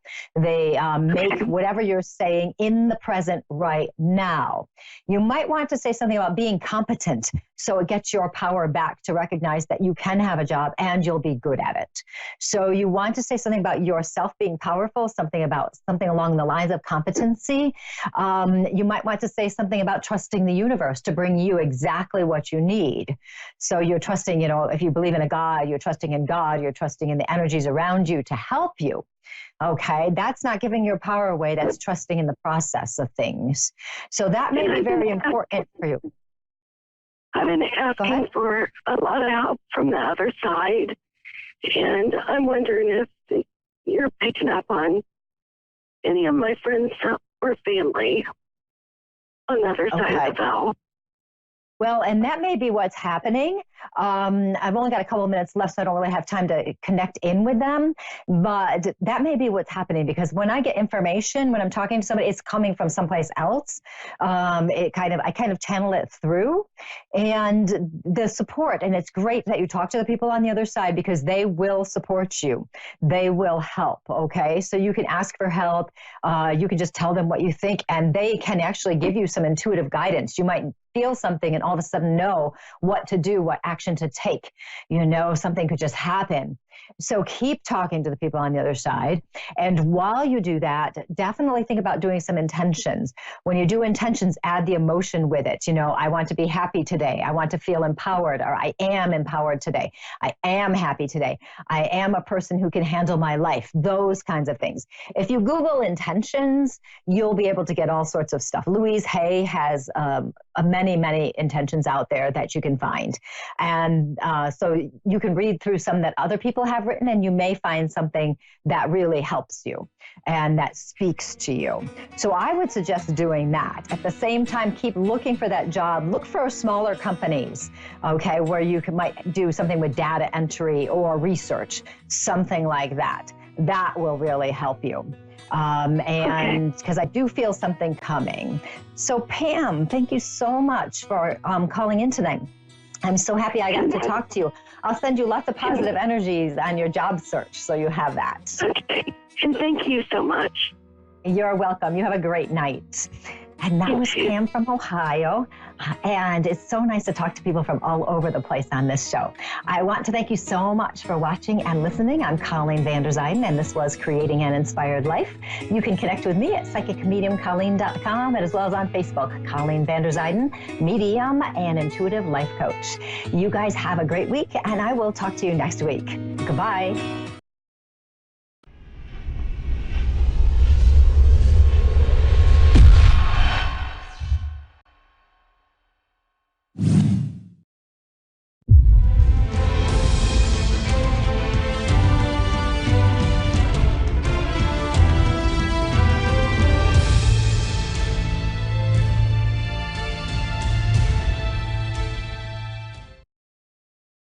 Hi, I'm Dean, and thanks for watching Moonstruck.